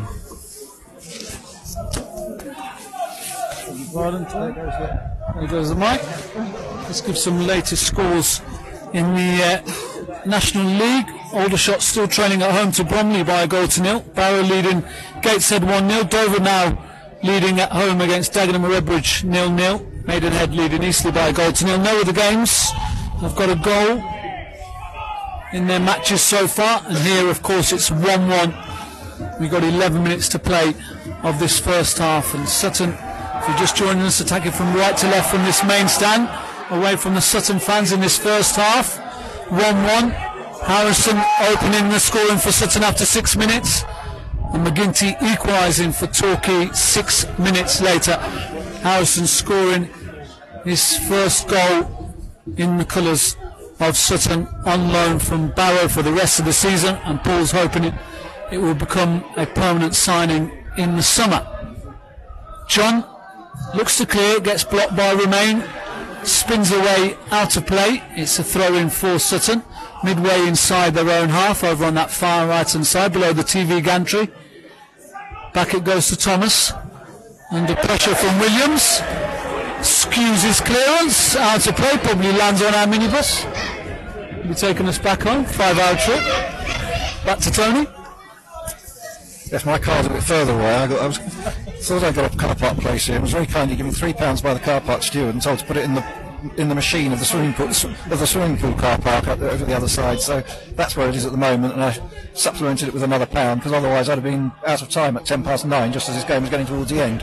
Anyway, throw into Torquay close to the corner flag, which is going to be taken by Liam Davis, the number 3, but throws it short to Young, gets it back. Kenny Davis puts a foot in, Bollerimwa completes the clearance. Barnes up there, and the ball hooked back in. Terrell Thomas, header out, can be picked up by Afiti, but good work there by Cadogan, and Cadogan eventually decided by the referee to have fouled Afiti, and it's going to be a Torquay free kick, about 10 yards inside the Sutton half, inside right position, and as he does with all the set pieces, it's going to be Luke Young to take it, the Torquay number 8, and yellow shirts, blue shorts and white socks, which explains Sutton's combo tonight of white shirts, white shorts and amber socks, which they might have to repeat at Halifax actually. Oh, Sutton caught slightly napping by the free kick, which is played wide to Barnes. Barnes crosses a deep one, header away is by John, and it's probably going to run out to the far side. It's picked up by Davis. Liam Davis for Torquay, taking on Walton, firing in a low cross. Kenny Davis intercepts it and again clears it only as far as Torquay come back with Dowling. Down, ball played through. Harrison got a charge down there, but it went across rather than out, and Torquay were able to rescue it. But Luke Young eventually finds Cadogan. Cadogan, some neat skill there by Dowling. Some very good work by Dowling actually. He beats Harrison and then finds Liam Davis on the left. Good work that from Torquay midfield. Davis has rather wasted it by fairly weakly trying to knock it past Lewis John, and John comfortably putting the ball out for a throw. 8 minutes to half time, 1-1. In a at times tempestuous first half, and Torquay swinging a crossfield pass there at Afiti, who will try and keep that in. Ball then played down the line, but Jeremy Collins covering. Sutton had been the better side, I think, in this first half, but that goal that Torquay scored, which Sutton were unhappy about, has just pegged them back a little bit, which is why it's 1-1 at the moment. Dowling and Barnes getting in each other's way there, but then the ball out by Davis is out of play, and it's a throw into Torquay, who led in this game twice last season before Sutton ended up winning by 3 goals to 2. Ball picked up, Brett Williams gets a left foot shot, and now it's just in front of Jamie Butler, who actually did very well to push it away from goal. Reared up off the turf just in front of him, and that's the sort that can make a goalkeeper look a bit stupid. Butler did very well to get his hand up and just poise away for a corner, which Torquay will take. We were saying about Ross Warner playing his last game, of course. It was also Bradley Hudson-Odoi's last game of last season as well. He picked up his Achilles injury, which has kept him out until recently. He's one of the 5 subs today. Corner to Torquay is played short. Going to come to Barnes. Barnes takes a touch and probably shouldn't have done. That's why Thomas clears. Comes to Davis. Back to a little bit of Paul Deswell not happy there. I think Bollerimwa was on his heels when that clearance came in. I don't think he was quite expecting Thomas to win it, but Torquay still have it. Ball driven into the right, headed out this time by Terrell Thomas. Cadogan might get in here, but Afiti comes across and runs into Cadogan, who I suspect might be quite winded by that. Is Craig Eastman coming back, he's fouled by Young, and Sutton will have a free kick. Cadogan gets himself to his feet. He rather won the ball and then rather ran into him. And more, another little bit of tension between the players. Young and Eastman this time involved. Eastman's already had a word from the referee, and this time it's Jamie Collins telling Craig Eastman to calm down. Collins having his work cut out to mediate between the various conversations at the moment. But it's Collins who's the one Sutton player who's been booked for the descent following the goal. Jamie Butler with the free kick midway inside the Sutton half. Collins, having done his mediating, has now told Jamie just to hold on while he goes up to lend his height and weight to the attack as Butler drives the free kick towards the edge of the penalty area. John gets the flick on. It might come into Bolleringham, right edge of the penalty area, lays it back, takes the deflection, is hacked away by Luke Young and out for a throw in on the far side, 1-1 still. That wasn't far away from Bolleringham, 2 yards away from the dead ball line, trying to pull it back in towards the near post. It's cleared away by the Torquay defence. 5 minutes to play in the first half. Eastman with a square ball to Thomas inside the centre circle. Plays it forward to Collins, first time now to Cadogan. Infield it goes to Collins, cleared away by the Torquay defence. It's Dowling down this right-hand touchline, and Thomas clears the danger away into the main stand, throw into the home side. Ball's thrown on the reef. To Sutton, and a yellow card to remain. Back to Tony. Tony? Yeah, but he did speak to Romain earlier on. It's about the third foul he's committed, and under the totting up procedures, referee Sam Allison is pointing to various points, and it goes under the heading of persistent infringement. The third yellow card for the evening. Jamie Collins for Sutton and Luke Young for Torquay, the earlier players to go in the book. Free kick by Butler, drifts on the wind and goes out for a throw in just inside the, well, in fact quite a way inside the Torquay half. 3.5 minutes to half time. Torquay 1, Sutton 1. Barrow Harrison for Sutton, Sean McGinty for Torquay. Both the goals in the first 15 minutes. And Tom Bolleringham were also coming very close when it was 1-0, but since then no real efforts on either side apart from that Brett Williams shot just now, which Butler did well to push around as it bounced in front of him. But Sutton with the attack now and having a throw in or a corner. No, throw in. Referee signals. So Sutton with a chance to put the ball into the penalty area. Simon Wooten's gone to the near post this time.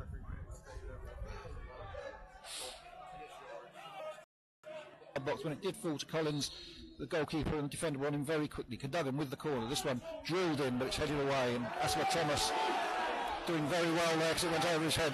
He did well to recover. He's got Collins inside him, but decides to go back to Eastman. And again, Jamie Butler making himself available as an extra defender in the right back position. They're able to play the ball long towards the penalty area again. Headed out. It's going to come to Kenny Davis edge of the area. Davis lays it down, but it hasn't really gone anywhere. And Simon Walton not able to get there. And now Torquay on attack. And Brett Williams, strong run, goes past Lewis John, who couldn't touch him because he'd have been booked if he had. Getting to the left edge of the penalty area now, cutting inside, trying to get a right foot shot in. He's now been crowded out.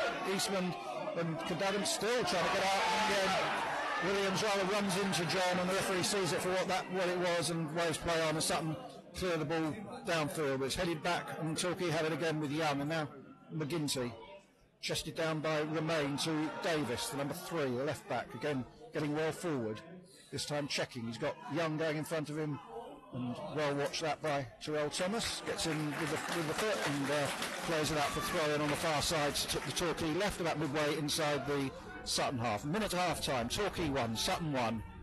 First half in which Sutton have probably been the better side, but been rather distracted by the controversy surrounding Torquay equaliser and haven't created until that moment. Then when Jamie Collins had a chance, haven't created. But now Torquay coming forward. Good run here into the penalty area by Young. Terrell Thomas comes across, sticks his foot in. And Thomas and Butler absolutely aghast that the referee has given a corner. Terrell Thomas is absolutely beside himself that the referee's given a corner and has been shown a yellow card for his protests. And Collins is again talking to the referee. He's just got to be a little bit careful. Thomas and Butler both instantly complained when that was given as a corner, but a corner it is, and Young will take it on the left. It's played in towards the near post, and Eastman gets there first. Young will drill back a decent cross in again, and Jamie Collins has to deal with that. Heads it up, rather than out. Headed out, still bouncing around. Shot by Williams. Torquay in front from the straight at half time. A terrific volley by Williams. Thumped in from around the penalty spot as it dropped. James Butler static. And Brett Williams has given Torquay the lead just as the game entered. I'm not sure how many minutes of injury time. And that will not improve Sutton's mood one jot, because they obviously didn't think it was a corner.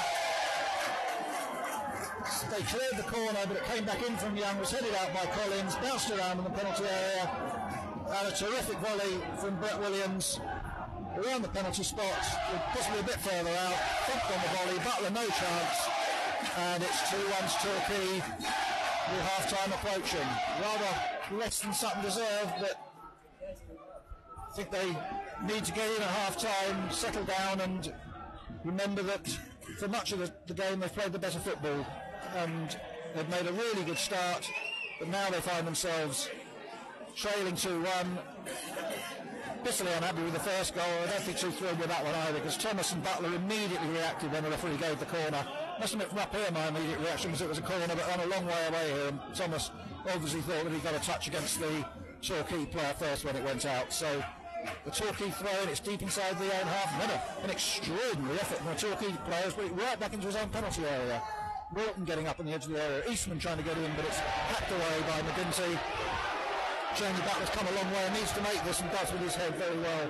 And that's where Thomas, under some pressure, but plays it back to Butler, and Butler this time does miscue it, and Kenny Davis rescues it. Then to Barnes, and now Young, but Davis has managed to rescue the danger, but then he's giving it away to Young again. Now Liam Davis for Torquay, left edge of the penalty area. Sutton didn't concede another one for half-time, drives it in, so Thomas gets his foot in the way of it, knocks it out.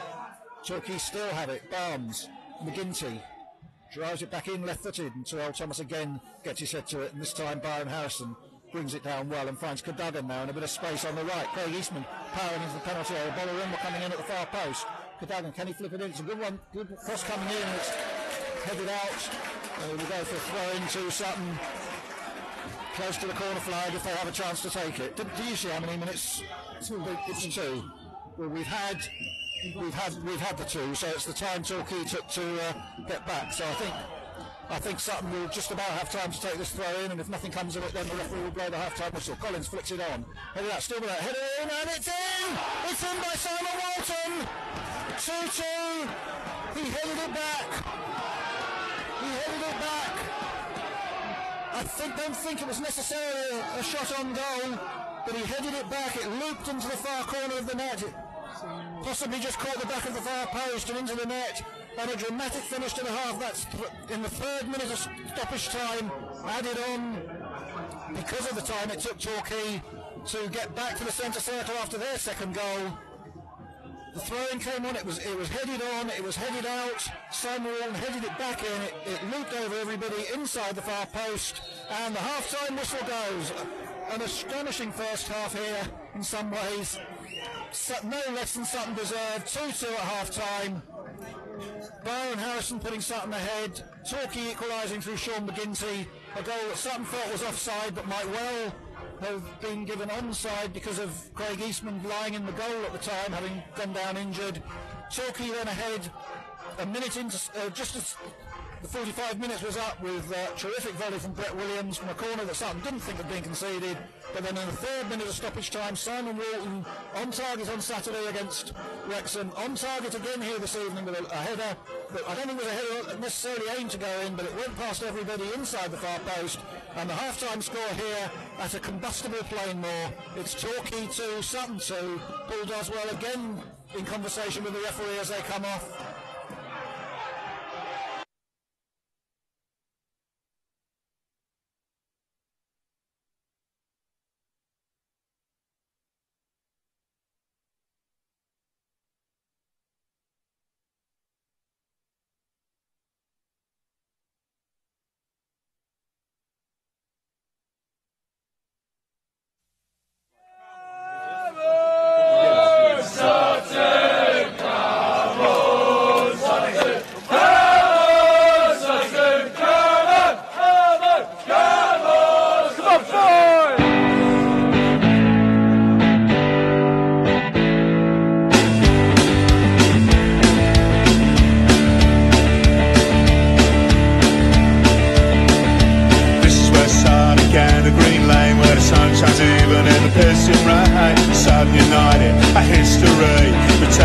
day we beat Coventry.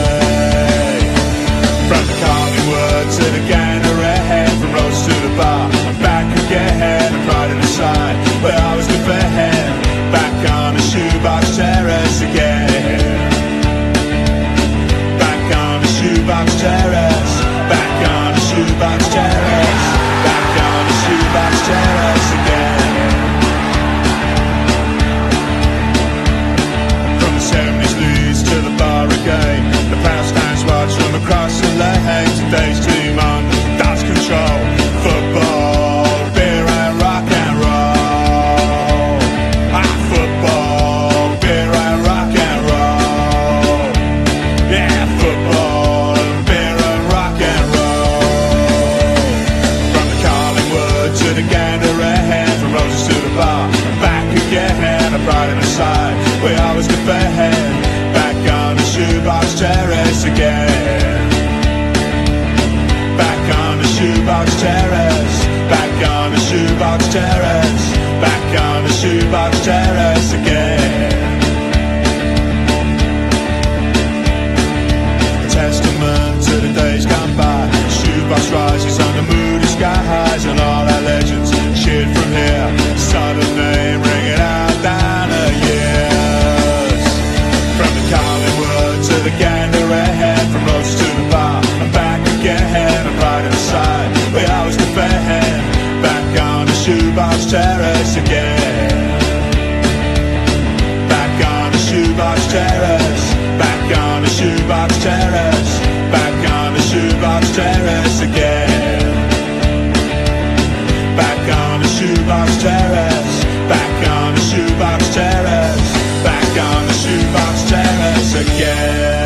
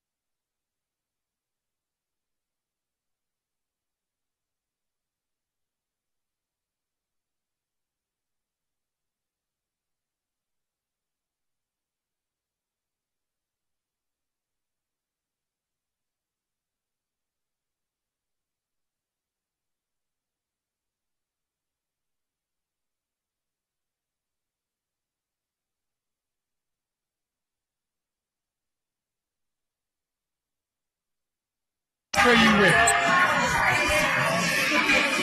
Welcome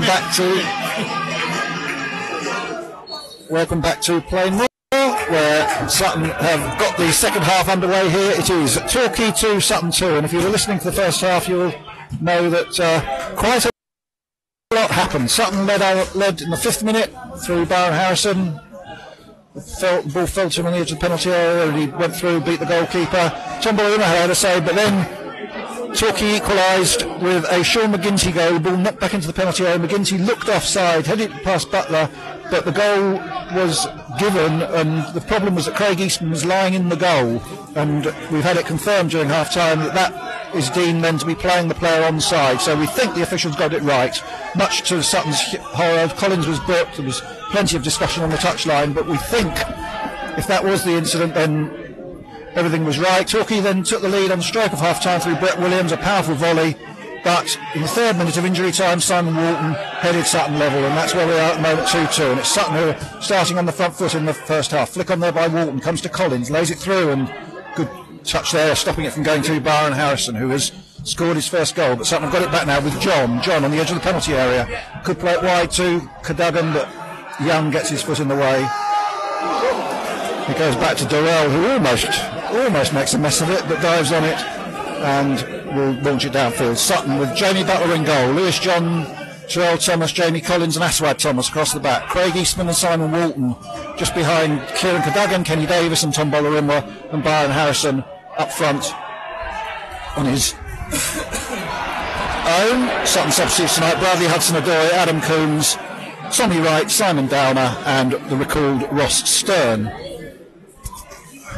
There's Butler driving the ball downfield. Harrison gets a flick on. Bolarimwa lays it out to Cadogan on the right. Cadogan drifts in looking for the far post. Eastman coming in, but it's headed away only as far as Harrison, edge of the penalty area. But Efiti gets in with a second touch, and Simon Walton lays it back to Aswad Thomas, who was charged down by. And Torquay will have a free kick. Got Sahel Sahi up here with me tonight, enjoying the first half and rubbing his hands together to try and keep warm.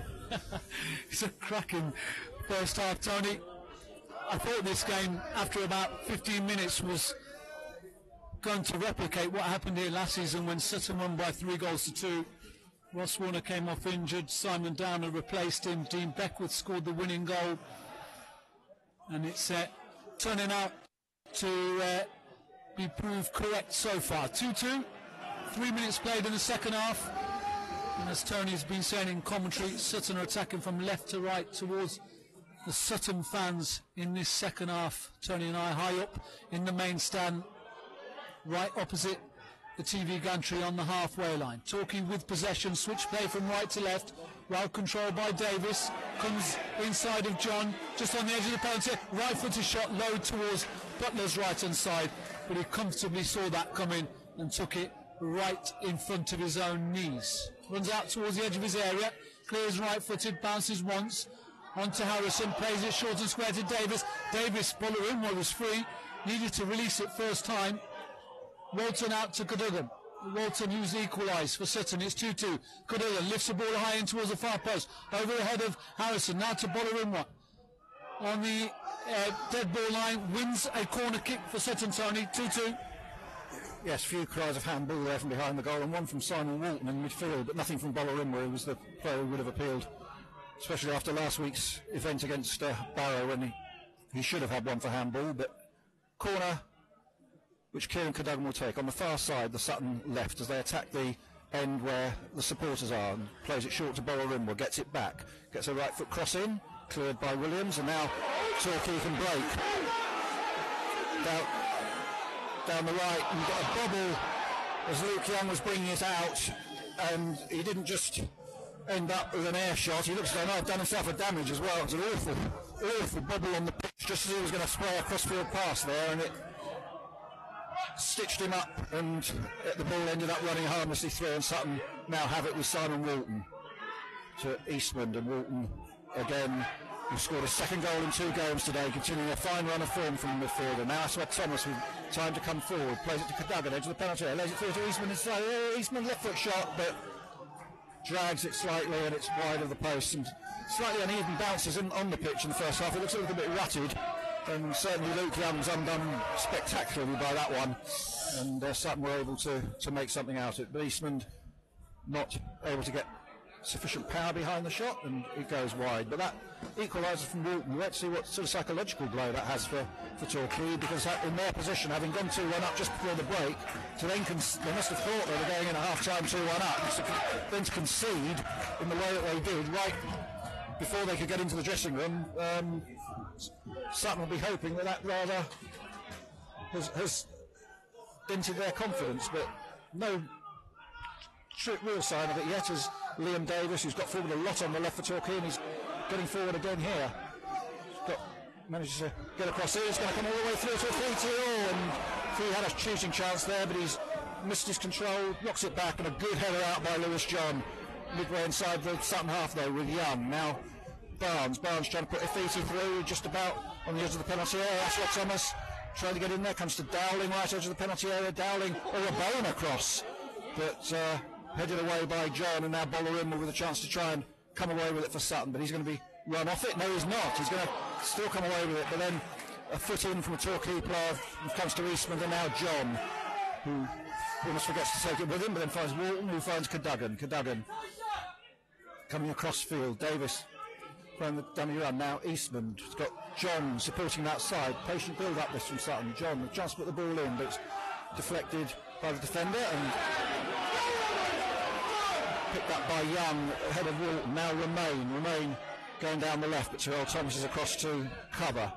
Romain heading towards the corner flag, checks inside, crosses right footed. Jamie Colley should deal with that, does deal with that, and then clears it right footed, only as far as Barnes, but Byron Harrison coming in there to take the ball off him, and Kenny Davis and Aswad Thomas tidying up. Slightly frenetic passage of play. Thomas looking for a long diagonal pass to Cadogan. He and McGinty jump, misses both of them. Out for a Torquay throw just in front of us on the Torquay left. 7 minutes of the second half. Torquay 2, Sutton 2. And still a game, I think, Sahel, that you wouldn't like to try and predict which way this one's going to go at the moment. No, not at the moment. Sutton seemed to be in the ascendancy when they came out at half-time. Torquay just getting back into the game in the last couple of minutes as Collins clears towards Torquay's left full-back area. McGinty will allow the ball to run out of play, so it'll be a goal kick to the home side. I think that goal right on the stroke of half-time from Simon Walton to make it 2-2 definitely deflated Torquay going into the break, but just got back into the game in the last couple of minutes. Liam Davis down this left-hand side, and also I think the right full-back Michael Ifite. They seem to be the two danger men for Torquay as Eastman wins the ball in midfield, comes over the halfway line, plays it towards Davis, but that was loose, picked up by Torquay. Now it's Dowling. Ifiti's making a run on the outside of him. If he can find him, he does do so. 3 yellow shirts inside the penalty area for Torquay. Ifite still inside the penalty area, cleared away, and it's eventually whacked away by Walton up towards the centre circle in the halfway line. Harrison doing really well, wins a free kick right under the nose of the referee. Luke Young, the Torquay midfielder, wasn't pleased with the decision. It'll be a free kick to Sutton. 2-2, 10 minutes played of the second half. And Jamie Butler places the ball very carefully, just in front of the arc of the centre circle inside his own half. No one to his left-hand side. Aswad Thomas comes jogging from left to right. Butler with the free kick. Into the penalty area it goes. Collins with a flick on, headed away by the Torquay defence. Walton with the right-footed volley. High and over the top it goes. Tony's chuckling away. 2 balls lost. 2 goals in 2 games. And you think yeah. Let's have a quick rundown of the latest scores in the National League. Tranmere 1, Macclesfield 1. Just pick out some latest scores that are important to Sutton. Aldershot 0, Bromley 1. Dover 1, Dagenham Redbridge 0. Bournemouth are leading Maidstone as well by a goal to 0, Tony. Yes, that top of the table game, of course, at Tranmere. I was picked up in the preview I did for the website. It can't be often that the free kick's gone Sutton's way. I thought it was going Torquay's way, but it's gone Sutton's way. But it can't be often that the top two have met in successive rounds of matches in a competition, with Aldershot playing Macclesfield on Saturday, Aldershot then overtaken in second place by Tranmere, and Tranmere playing Macclesfield tonight. And Tranmere, I think, still a lot of people's favourites to end on top of the pile when everything is done at the end of April. But in the meantime, it's Sutton trying to keep the pressure on themselves as Butler launches the free kick into the penalty area, but it's hooked away. Simon Walton will pick this one up. He's not this time going to try a shot. Instead, he hooks it back into the penalty area. Jamie Collins is offside. And Torquay will have a free kick. I think Sutton playing in the breeze that there is I think is slightly in Torquay's favour at the moment. That cross from Walton did seem to swing back a little bit on the wind, and Collins had come back from an offside position anyway, and it's a free kick to Torquay. 11 minutes in the second half, 2-2. Sutton ahead through Harrison, Torquay then through McGinty, and in the 45th minute Brett Williams making it 2-1, but Simon Walton coming up with a goal in the third minute of stoppage time as Romain has got the wrong side of Aswad Thomas there and now lays it back to Afiti. Afiti cross coming in, Young at the far post, heads it back, and Simon Walton having to be in a good position to clear it. Now might have got a Sutton attack if Cadogan can get in there first, but McGinty comes across uncompromisingly, wins the ball, knocks it out for a throw in, gets the supporters on their feet with the intensity of that challenge. And Sutton with a throw in, as you can hear the Sutton supporters now behind the goal away to our right. More difficult to count them here than it was at Barrow, but I would have thought probably 70, 75. And that's just the ones we can see on the terrace. Torquay have it with Fati, plays it down the line, but Aswad Thomas this time back in the side tonight in the starting line-up, and acquitted himself well so far, and with time to bring the ball down and then play it forward looking for Harrison. But powerful header in there from Sokolok, and it comes now to Brett Williams in a bit of space. Sutton, Williams attacking at the edge of the penalty area, then putting a little bit too much on it, and Thomas clears as far as Ifeti. Dowling wins the throw off Bolarimwa, and a Torquay throw. Torquay probably having slightly the better of things in the early period of this second half, but it's still 2-2. Throw-in taken, finds Romain held up by Bolarimwa, manages to get past him, and ball chipped in. This time it's a bit of scrappy play, and it's eventually over the line again, and this time the throw-in goes Sutton's way. But I think that win possibly having more an effect in the second half than it was in the first half, I think. Yeah, I think you're right, Tony. It's died down a touch. It was in the favour of Torquay in the first half, as there was attacking from left to right towards the Sutton fans. I think it's died down in this second half as Sutton are attacking that way now. Jamie Butler will take this free kick for Sutton in the left full back area, 5 yards in from that left hand flank over on that far side. 2-2, approaching the hour mark here at Plainmoor in the National League. Cleared away by the Torquay defence up towards the centre circle. Williams, who's been pretty good so far in this game for the home side, scored the second goal. Torquay into the lead after being a goal behind from Byron Harrison.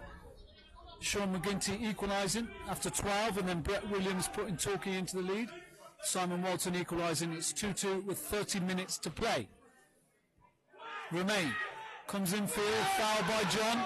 Free kick to Torquay, 2 yards away from the halfway line. Barnes takes it quickly, picks out Afite, good crossfield ball. Afite with his black gloves on, red boots, heads towards the edge of Sutton's penalty area. Back it goes to Romain, straight to Collins, has plenty of time inside his own penalty area. Clears left-footed up to Harrison. Lovely header, square to Bolarimwa. Bolarimwa now down the left-hand side, comes in field.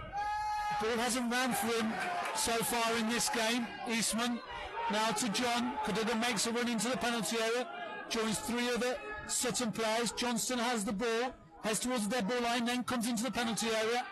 Cleared away by the Torquay defence partially. Walton now back to John. John 10 yards away from the dead ball line, tries to get a crossing, blocked by McGinty. Plays it off the assistant referee. That was a very clever one too. It's a throw-in to Sutton, Tony, 2-2. There's a term for it there. The assistant presumably regarded as being off the pitch, so I don't think the ball actually went out, but it hit the assistant referee, bounced back in, but presumably he's regarded as he must be off the pitch, otherwise he would be an outside influence. It would have been a drop ball, I guess, but anyway, Bolarim got the ball back to Cadogan. Cadogan's chipped the ball in, it's headed away, and then the header goes on, and now Luke Young bring it down, plays it to Facy on the right, who are going streaming forward, but he's still not take the ball with him. Still got it now, but the impetus has gone out of the attack a little bit, but he's still coming forward, going in past Kenny Davis, who puts in a good tackle, comes to Luke Dowling. Dowling drives to the far side, and Young takes it on his chest, lines up a right foot cross. Simon Walton in the way, heads it out, and John beaten in the air, but then cleared forward to Harrison. Nice little layoff to John. John's got Aswad Thomas going out the way. He's also got Eastman in front of him. Aswad Thomas storming up the outside, and Eastman has found him. He's got Harrison going into the middle, plays the ball in, and McGinty at full stretch gets to it, puts it high over the bar for a Sutton corner, but good break that by Sutton. And Harrison, I think, possibly just needed to be Thomas needed Harrison to be a couple of yards further advanced then to make something of that cross, but it was a good break by Sutton, and they'll have a corner which Cadogan will take. 17 minutes coming up of the second half gone. 2-2 here at Plainmoor. McGinty and Williams for Torquay, Harrison and Walton for Sutton, all in the first half. Two of them in stoppage time in the first half, one for each side. Cadogan then with the corner, right-footed, driven in. John with a header, flicks it on and harmlessly away for a Torquay goal kick. Sutton got Tommy Wright on the bench this evening, and Adam Coombs and Bradley Hudson-Odoi and Ross Stern, so plenty of attacking options. And just Simon Downer in the defensive side of things. But at the moment we haven't had any substitutions for either side, and 17 and a half minutes gone in the second half, and it remains 2-2. Driven downfield by the goalkeeper Durrell, good header by Kenny Davis, and McGinty then hits it high forward. Lewis John trying to watch that out, and eventually manages to knock it off the remain in the end and out for a goal kick to Sutton.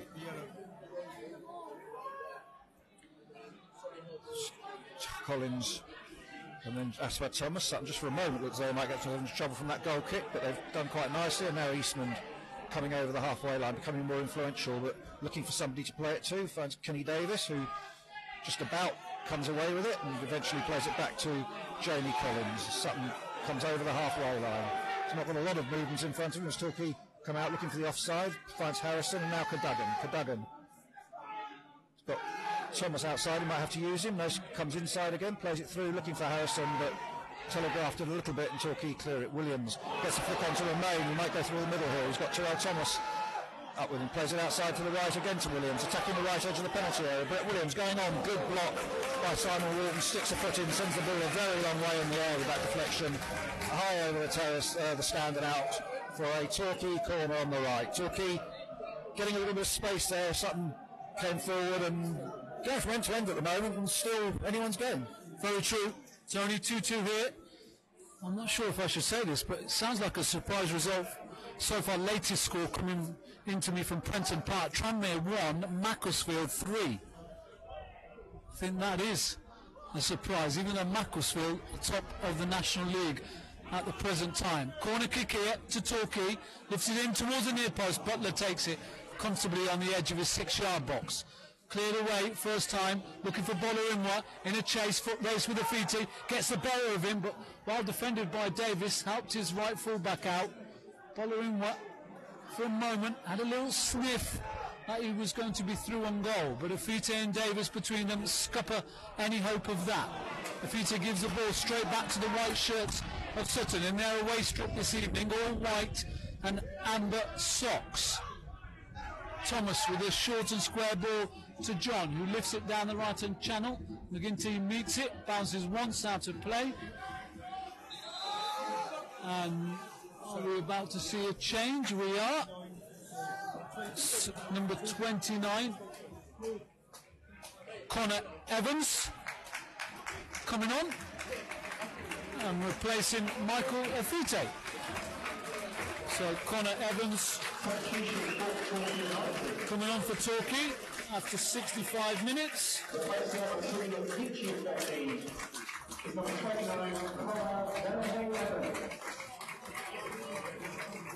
Actually, one of Macclesfield's goals seems to be chalked off. It's Tranmere 1 on my latest score here. Macclesfield 2, it's reading. Not quite sure what's going on there. Yeah, just seems to turn from 3-1 to 2-1 on the BBC Sport video printer. Nonetheless, it's 2-2 here. Butler skips past Romain, just outside his own penalty area. If you're not familiar, like these Torquay fans are not, Tony, with Jamie Butler, but we're quite composing here because we know Jamie.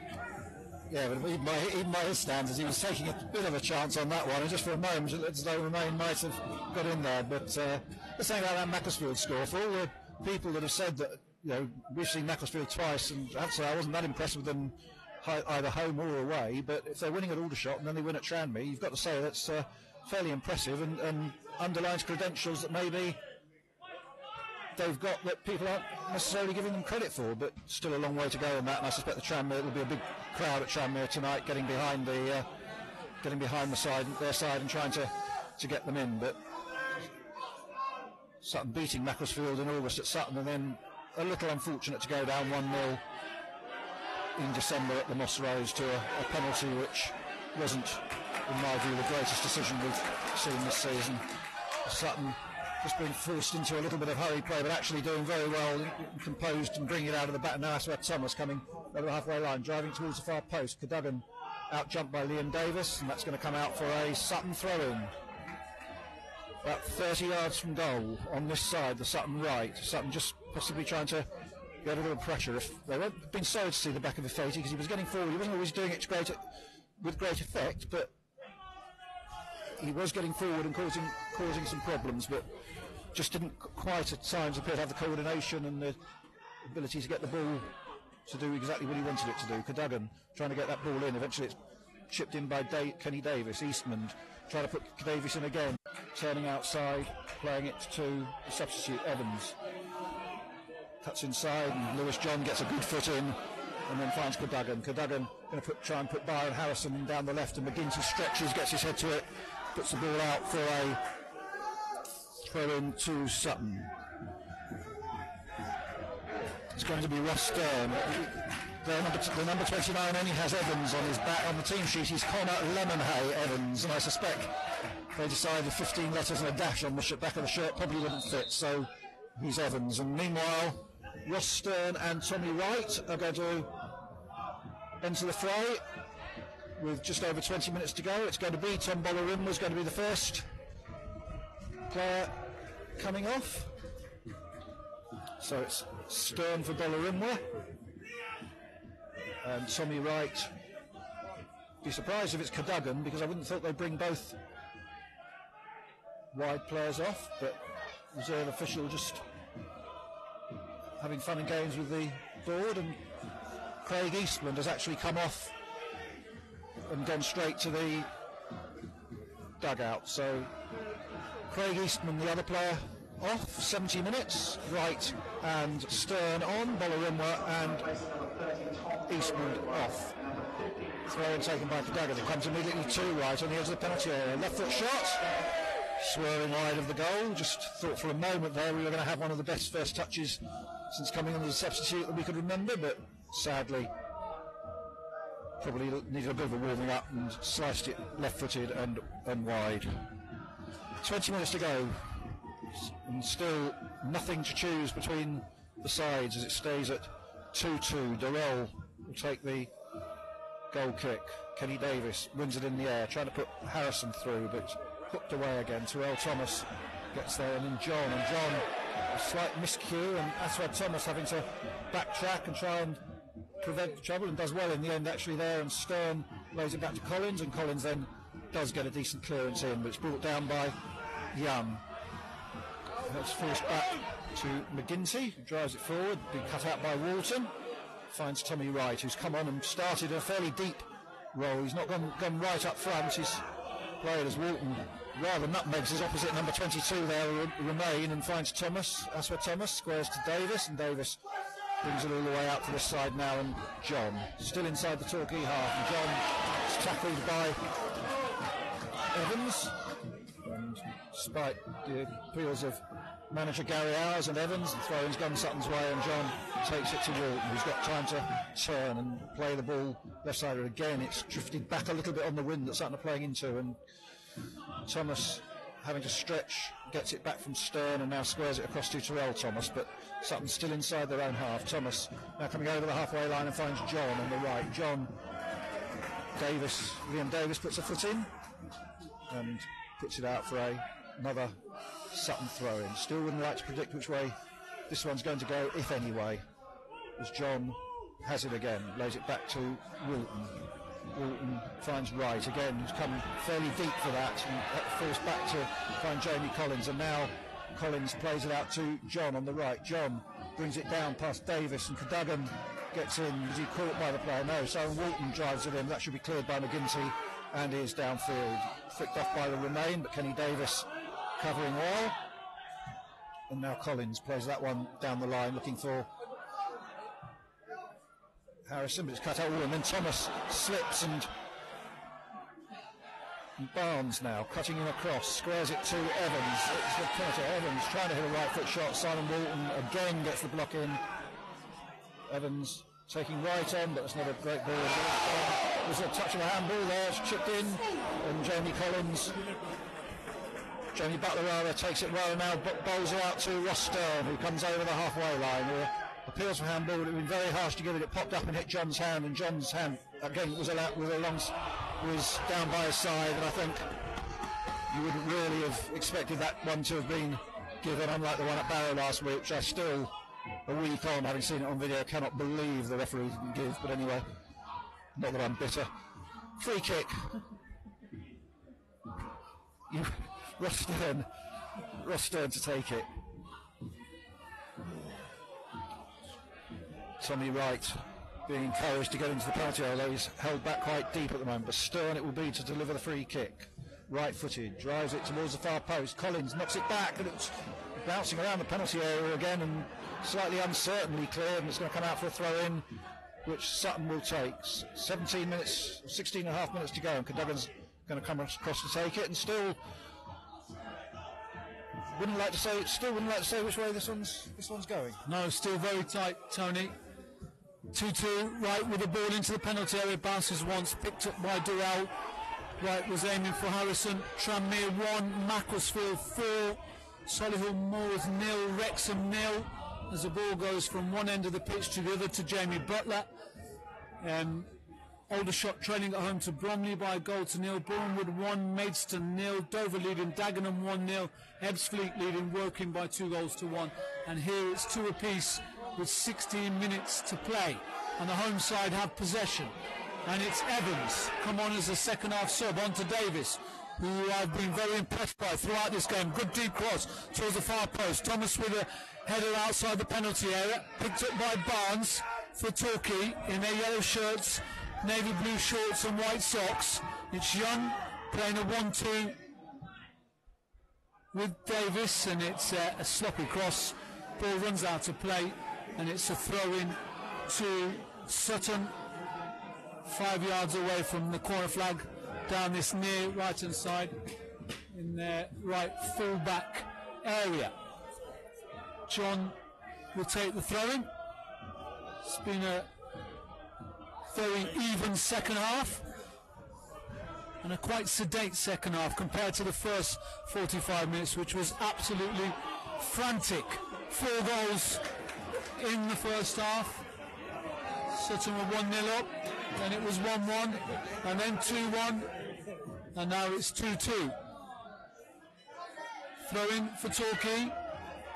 Davis down the left-hand side, poked out to play by John. Another throw in for Torquay, level with the edge of the penalty area. Paul Doswell just shouts over to Adam Coombs. He's about to come on. Third change for Sutton this evening. Cross deep towards the far post, towards Remain. Passes over his right shoulder, keeps the ball from running out of play. He has Aswell Thomas for company, pulls it back. Cross comes in, should be headed away by Walton. Run back by Torquay, and it's Young on the arc of the centre circle, pushes the ball back to his captain McGinty, first time out towards Evans, midway inside Sutton's half. Cadogan does well, wins it back for Sutton. Can they spring on the counter-attack? Davis runs the ball through the legs of Young. On to Stern it goes. Thomas is making a run on the outside of him. Right inside the penalty area. Points to where he wants it. Stern ignores him! Oh, that wasn't far away. Good right-footed shot. Always curling wide at the far post. But a good effort from Ross Stern, Tony. Right, pointed to where he wanted the ball. He ignored him, came in field. Right-footed shot, just inches wide. 2-2.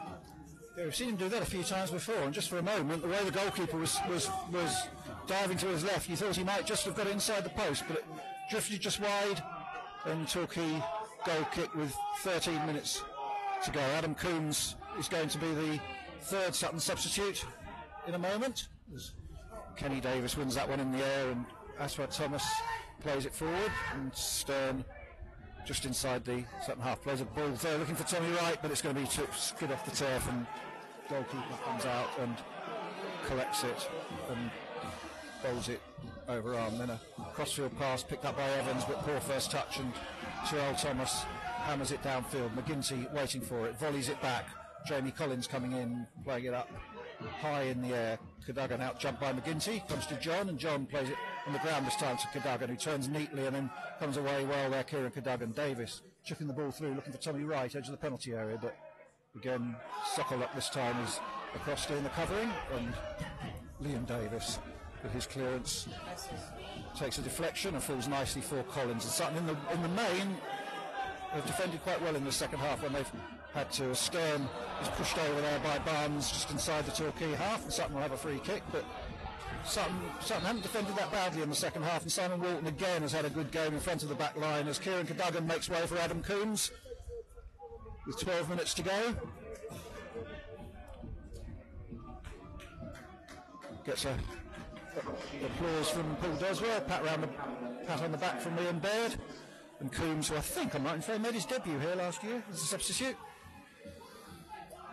is now on as a substitute again for the last 12 minutes. Might not have been as a substitute last year actually, but I think he made his debut here, but he's now on for the last 12 minutes. See if he can grab a winner as Butler takes the free kick. Collins gets a flick on, but I think it's going to go for a goal kick. Coombs will chase it, but Davis watches it out.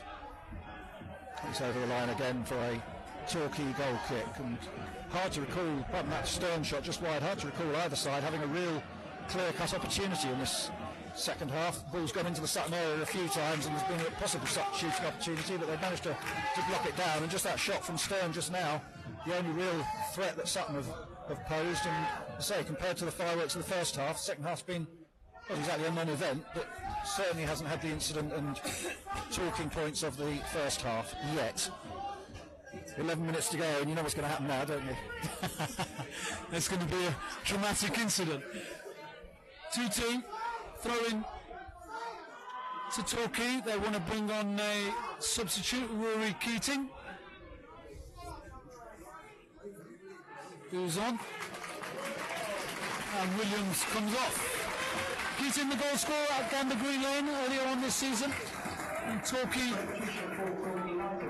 beat Sutton that evening by a goal to nil.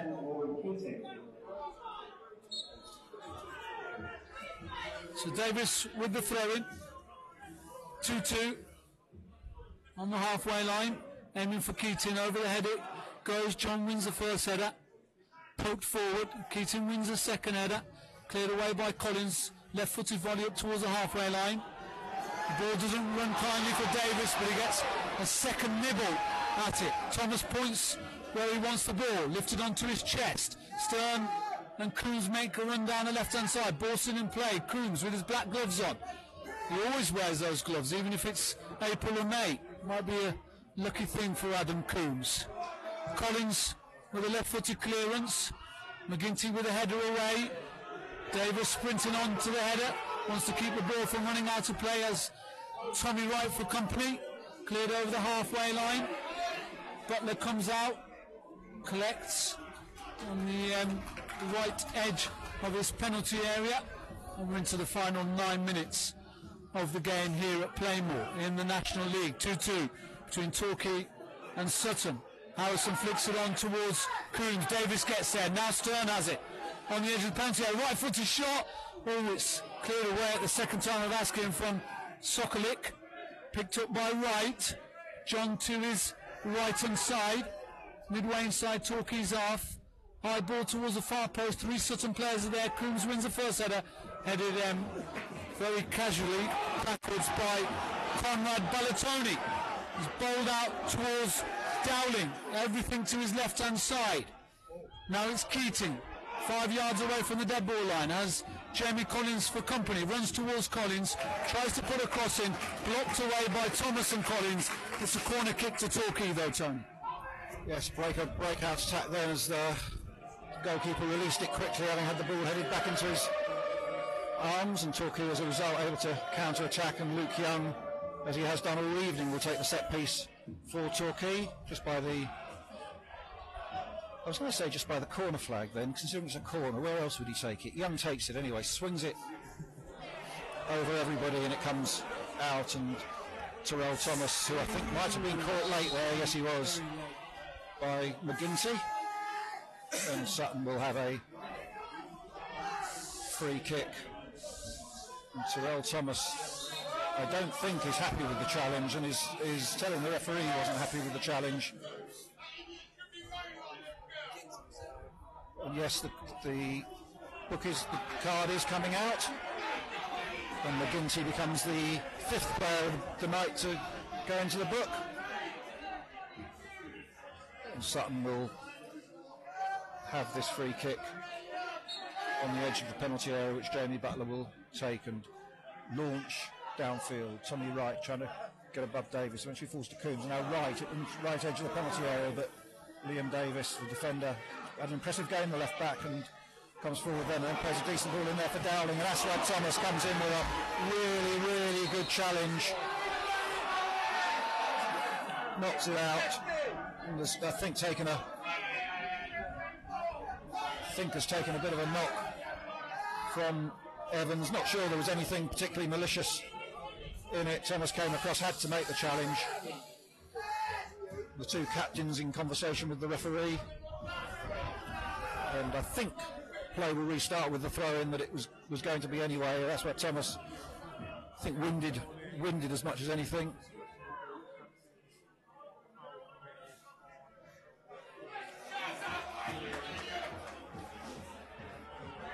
I think play will restart with a throw-in.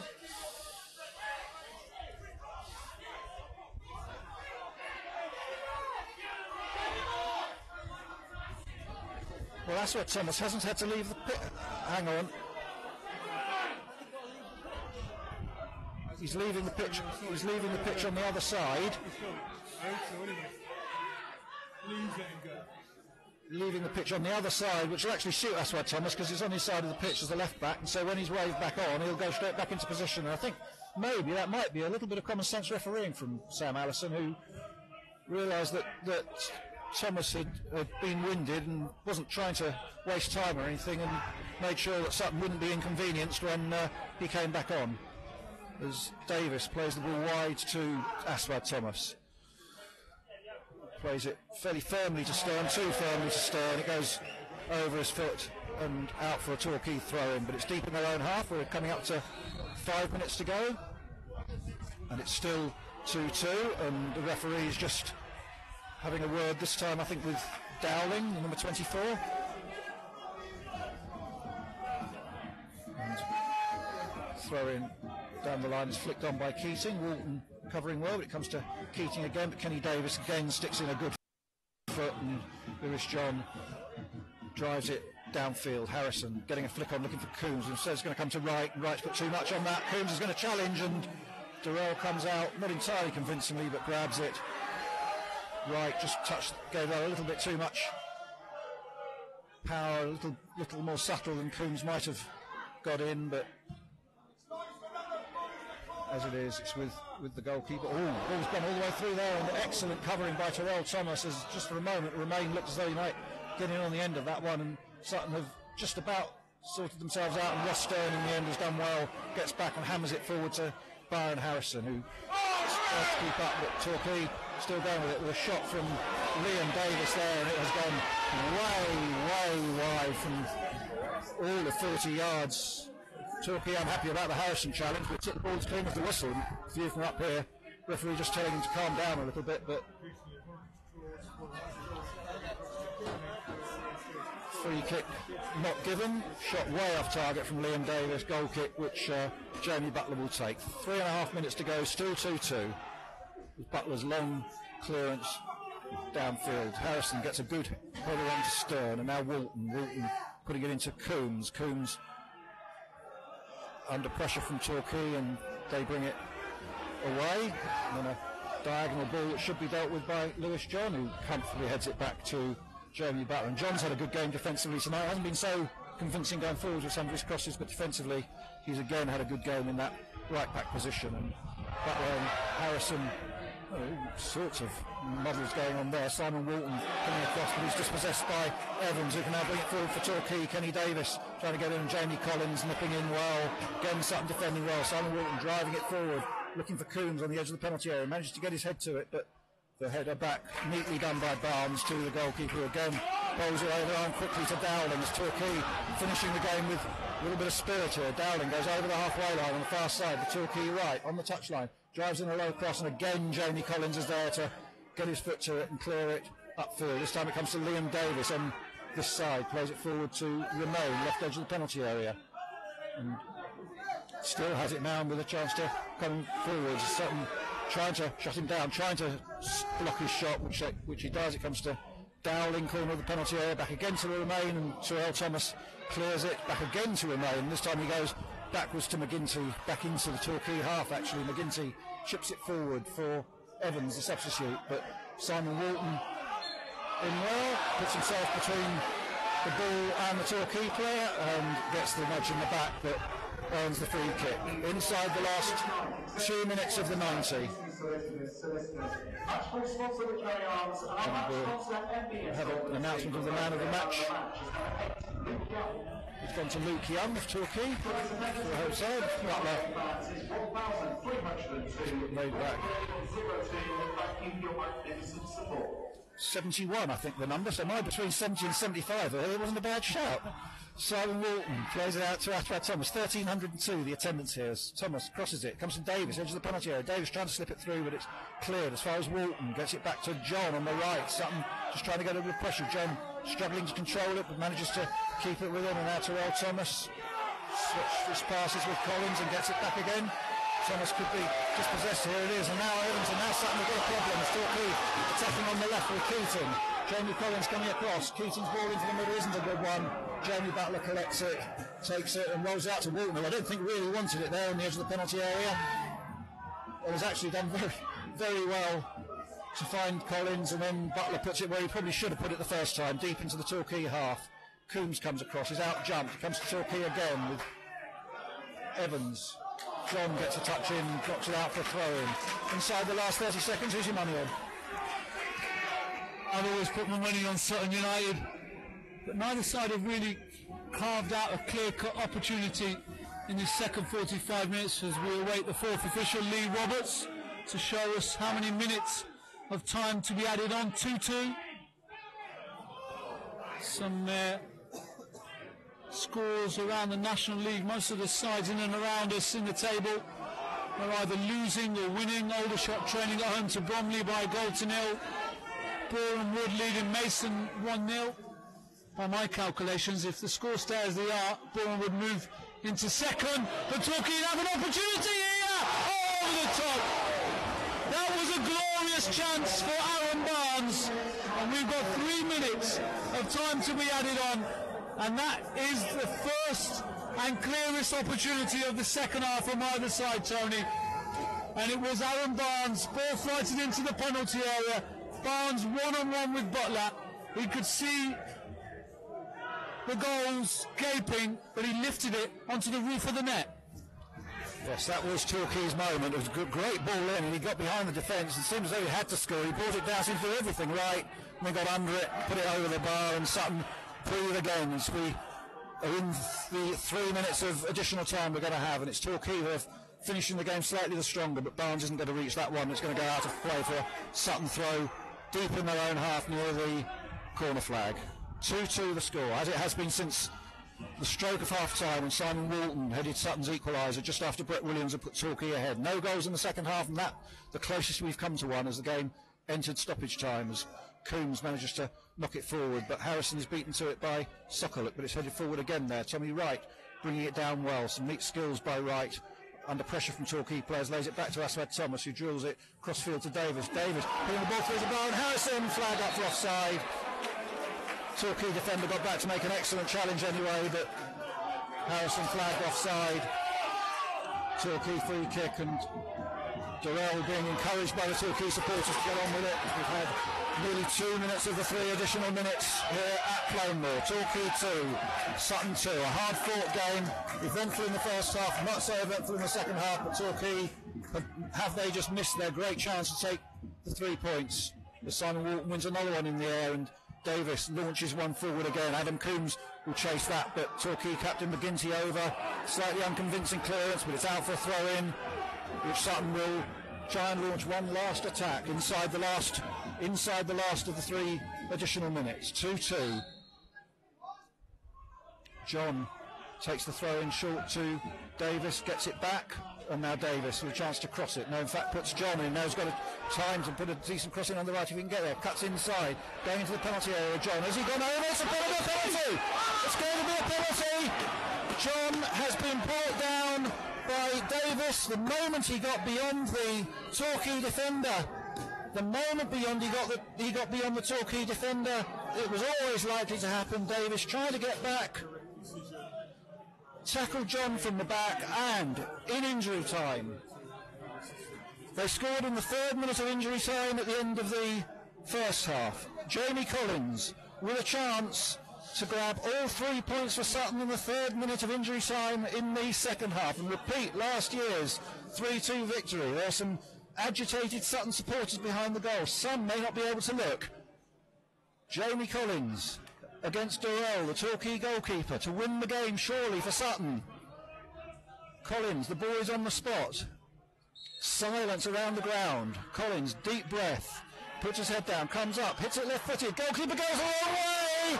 Collins has tucked it into the corner of the net and has surely won the game for Sutton. Much celebration behind the goal.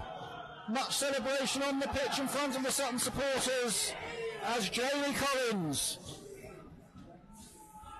nerveless conversion of the penalty in the 4th minute of stoppage time here, has won the game for Sutton. And that miss by Aaron Barnes 2 minutes earlier, which looked, when he looked as though he was about to win the game for Torquay, has turned around. Jamie Collins, cool as anything from the penalty spot. It was a huge penalty in the context of Sutton's league season. Low to the goalkeeper's left, the goalkeeper dived right. Sutton lead 3-2.